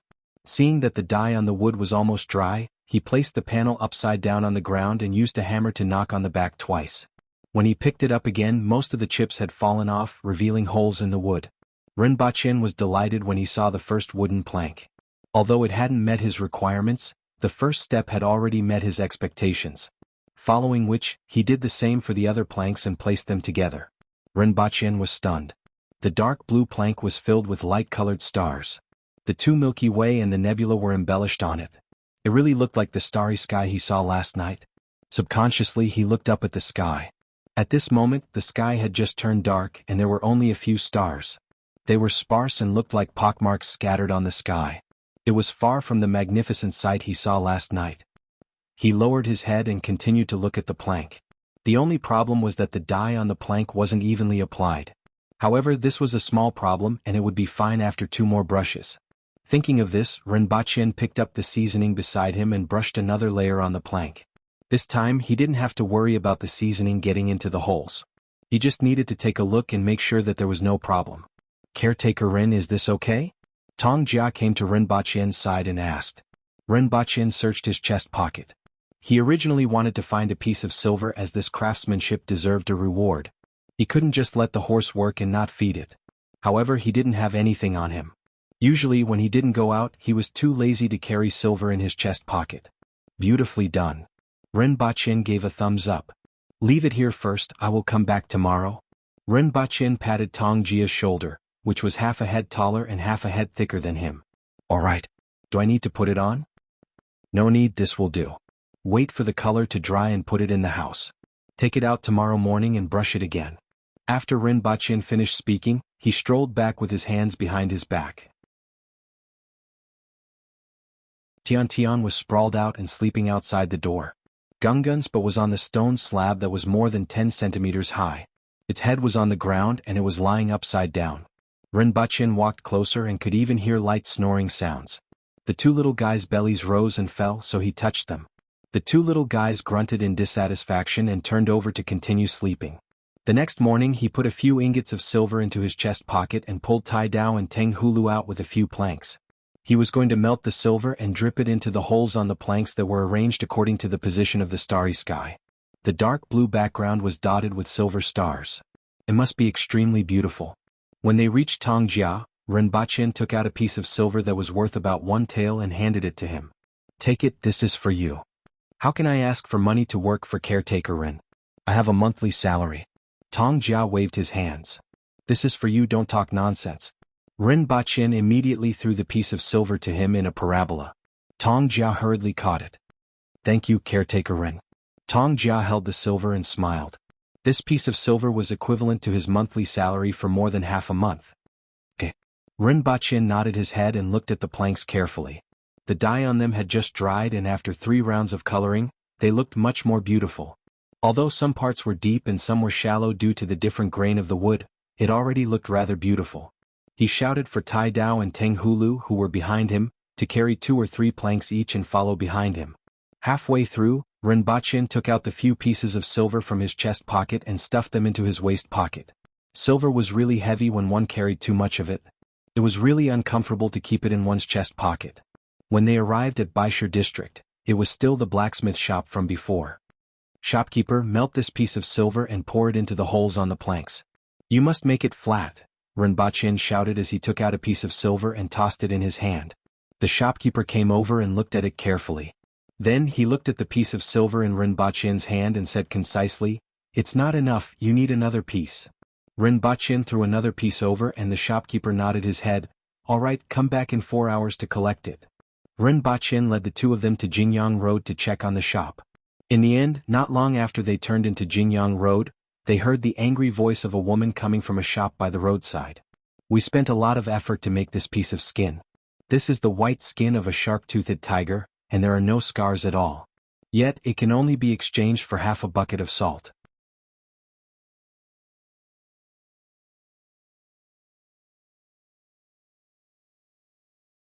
Chapter 47. A dough was a unit of measurement. A dough was about 6 caddies. Half a dough was about 3 caddies, which was about 3 taels of silver. 1 tael of salt per caddy was equivalent to an ordinary person's monthly income. This price was indeed expensive. He remembered some nutritionists on Earth said that an ordinary person should consume 5 grams of salt a day. That was 3 taels of salt a month. A family of 3 would consume about 1 caddy of salt a month. This was very cheap for people on Earth, but it was extremely expensive for people in Deo. Even the chefs in the Beast Park used less salt in their food. In Deo, meat was a main dish and also a staple food. On one hand, salt was expensive. On the other hand, it was inedible if it was too salty. From the food that Rinpoche ate in the Beast Park, people in Deo ate at most half of the amount of salt that people on Earth ate. It could be seen that people in Deo were very frugal with salt. An ordinary family in Deo could barely afford to eat half a caddy of salt a month for a family of 3. Even so, salt was indeed a huge burden. It wasn't the first time that something like this happened in the shop, and it wouldn't be the last. People had to eat salt, but Deo didn't produce salt. They could only be at the mercy of these merchants. Similarly, people in Deo didn't know how to tan fur. If the fur wasn't sold, it would rot in a short period of time. With these factors added together, the foreign merchants in Deo seemed to have formed a tacit understanding. Whether it was the price of fur or the price of salt, they were almost the same. This way they could obtain the biggest profit. Rinpoche stood at the entrance of the shop and looked at the dispute inside. He shook his head slightly. This was the consequence of a country lacking in resources and technology. "Let's go," Rinpoche said. He brought Tenghulu and Tai Dao to the entrance of the shop. There was nothing much to see inside, so they turned to the Chen family's shop. Chen Zixing had been anxiously waiting for Rinpoche for the past few days. He couldn't understand a single word of the 3 books in his hands. This made him extremely anxious. After seeing Rinpoche, his eyes lit up. "Mr. Rin, you are finally here. I have been waiting for you these few days. I promised you that I would definitely translate for you." Rinpoche laughed. After Chen Zixing finished treating the patient, he asked his disciple to take his place. He pulled Rinpoche into the inner room and carefully took out 3 books from a box. Rinpoche picked up various treatises on typhoid and diseases, and asked Chen Zixing to prepare a pen and paper to record the contents. Following Rinpoche's reading, Chen Zixing's hand moved quickly on the paper like a chicken's claws. It was so fast that it looked like an illusion. Rinpoche couldn't help but admire the speed at which he wrote.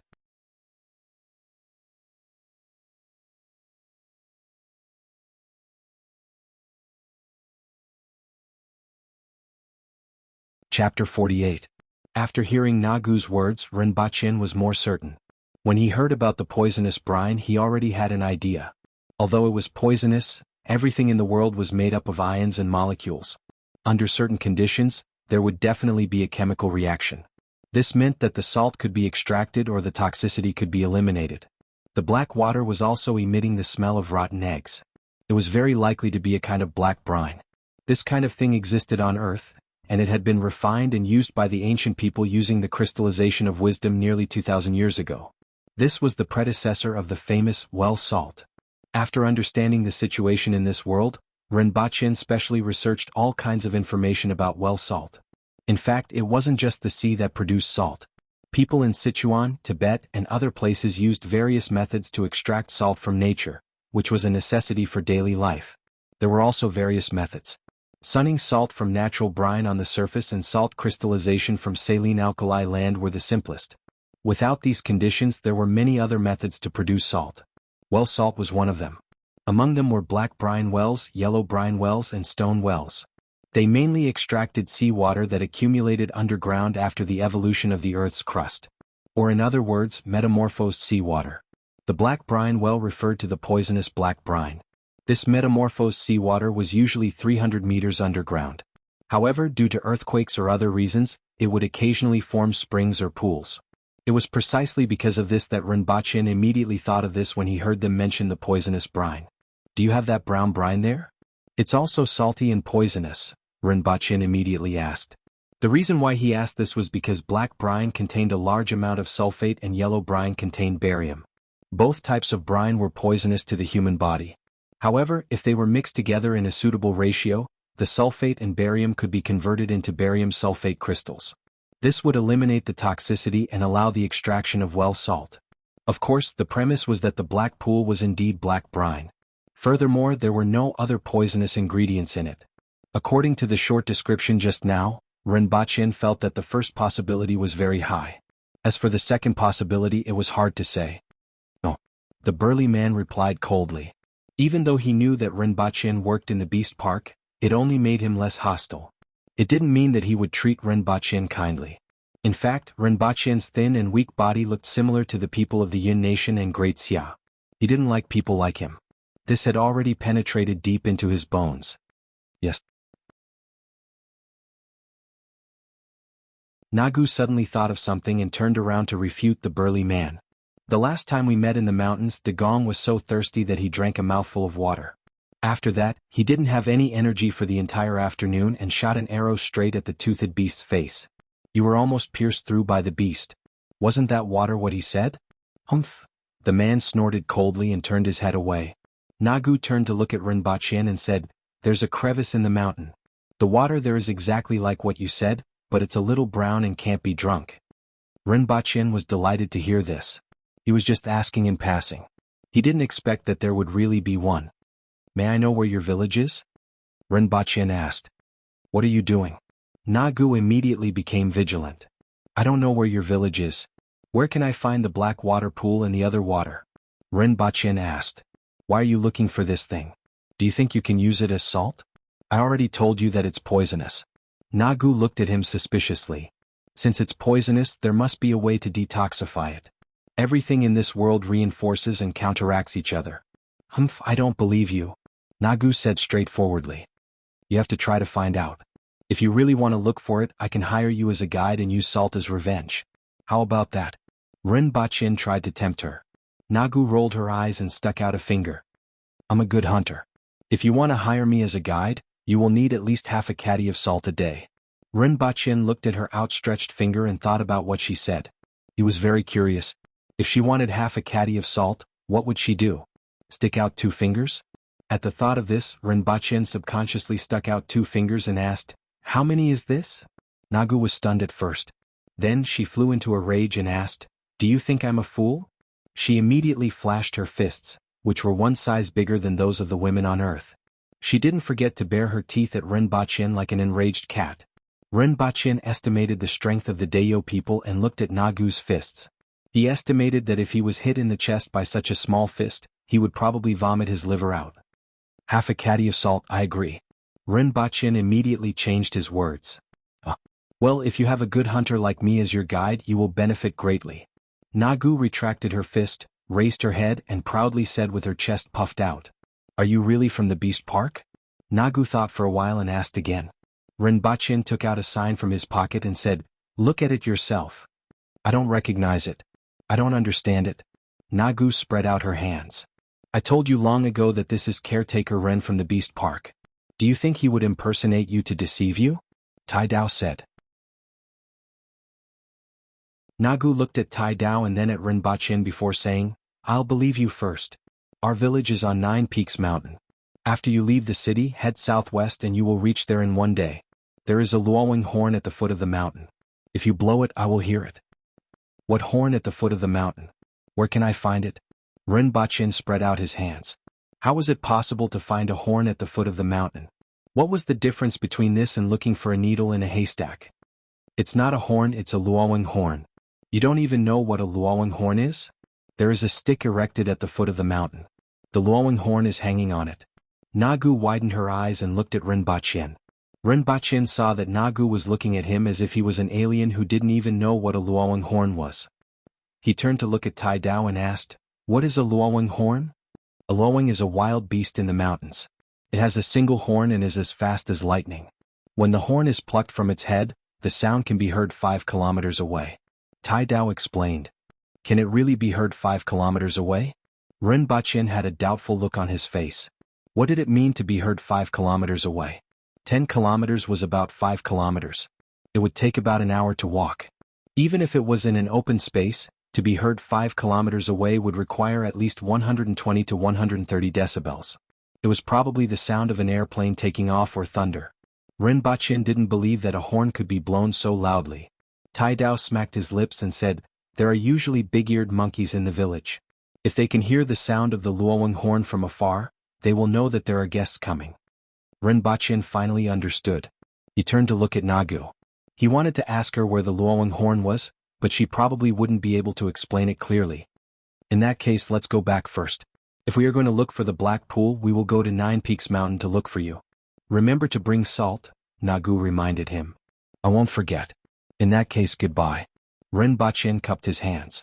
After walking for a distance, Tenghulu asked, "Caretaker Rin, can salt really be extracted from the Black Pool?" "It's not extracting, it's refining. As for whether or not it's harmless, it will depend on the situation," Rinpoche said.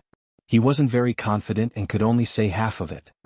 "If that's the case, that would be great." Tenghulu was a little excited. "This matter requires Her Majesty's approval," Rinpoche said unhurriedly. "As long as Caretaker Ren has a solution, Her Majesty will definitely support it," Tenghulu said. "There will definitely be official positions that will be awarded." Rinpoche grinned. This was also one of the reasons why he asked about this matter.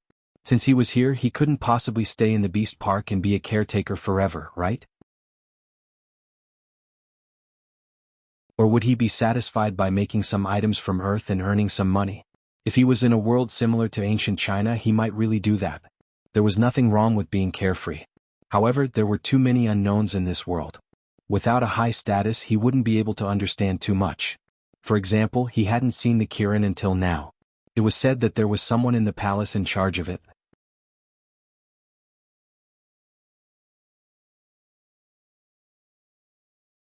Chapter 49.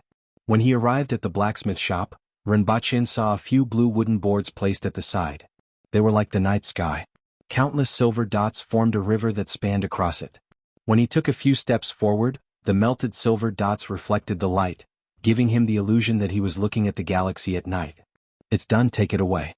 The remaining silver from your wages is enough," the shop owner said without raising his head.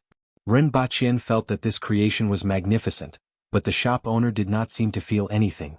Due to the low technical content, he was not willing to take a second look. When Rinpoche walked closer, he felt that it was much more beautiful from afar than up close. However, he was already satisfied with this. It was enough for him to reach this level. After looking at the front of the 5 wooden boards, there was nothing to nitpick about. Tai Dao and Tenghulu carried the boxes back to the Beast Park. They first went to Tongjia's place to assemble the air cooler and placed it outside the house. Rinpoche crossed his arms and looked at it from all angles. The effect didn't seem to be as good as before. It seemed that it was too bright. Under the direct sunlight, even though the silver dots were sparkling, some of the flaws in the box were magnified. Why was the effect so good in the blacksmith shop just now? Naturally, it was because of the lack of light. Rinpoche was well aware that it was easier to conceal the flaws of an item in a dark place.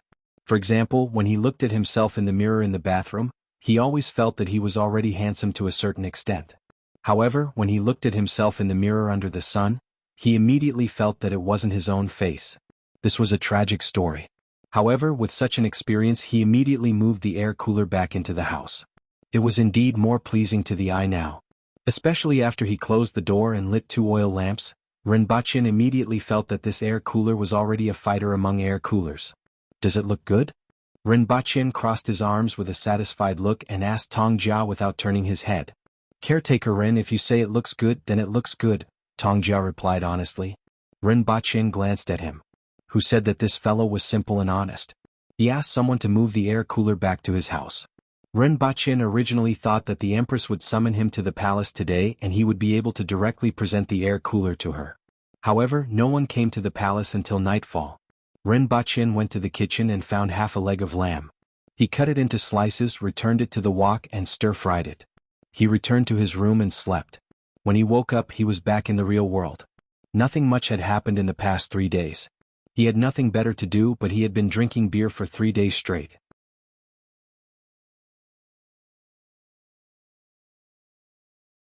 After charging the electric baton, Rinpoche put the electric baton and the e-book in a pocket and returned to that world while asleep. After waking up, Rinpoche took out the camera from the bag and went out. Sure enough, he saw Yuan Yuan and Gun Gun lying on their backs. Before he raised these two little chaps, Rinpoche had always thought that animals slept on their backs. In the end, after raising them, he realized that these two chaps didn't have any sleeping postures and didn't forget to act cute while sleeping. Well, he took 2 close-up shots and then zoomed out to take pictures from all angles. The 2 little chaps then shook their heads and crawled over to hug his calves while humming non-stop. From top to bottom, Rinpoche took a few more pictures of the panda hugging his thighs before hanging the camera around his neck. He teased the 2 chaps for a while before going to fetch them water and prepare breakfast. After eating breakfast, Rinpoche put the electric baton on his waist and strolled to look for Tong Jia. Tong Jia was leaning against the wall and picking his teeth with his fingers. He had a signature silly smile on his face. Rinpoche didn't know why he was so happy every day. Tong Jia! Rinpoche shouted. Hey, caretaker Ren. Tong Jia jogged all the way over and didn't forget to shake his fingers. Rinpoche saw a small black dot being flung to the ground by him. Tong Jia, I have something to discuss with you. Caretaker Ren, just say it. Tong Jia said repeatedly. Caretaker Ren was very generous and rewarded him with 1 tael of silver for a day's work. Tong Jia wasn't smart, but he wasn't stupid either. Of course, he knew that Caretaker Ren was powerful and that he had to hug him tightly. I'll poke you with this as a test. Is it okay? Rinpoche took out the electric baton that looked like a flashlight from his waist and smiled kindly. What's this? It's okay. Caretaker Ren, you can poke me. Tong Jia looked at the gadget in Rinpoche's hand. It looked like a stick and didn't even have a sharp point. How powerful could it be? He immediately said generously.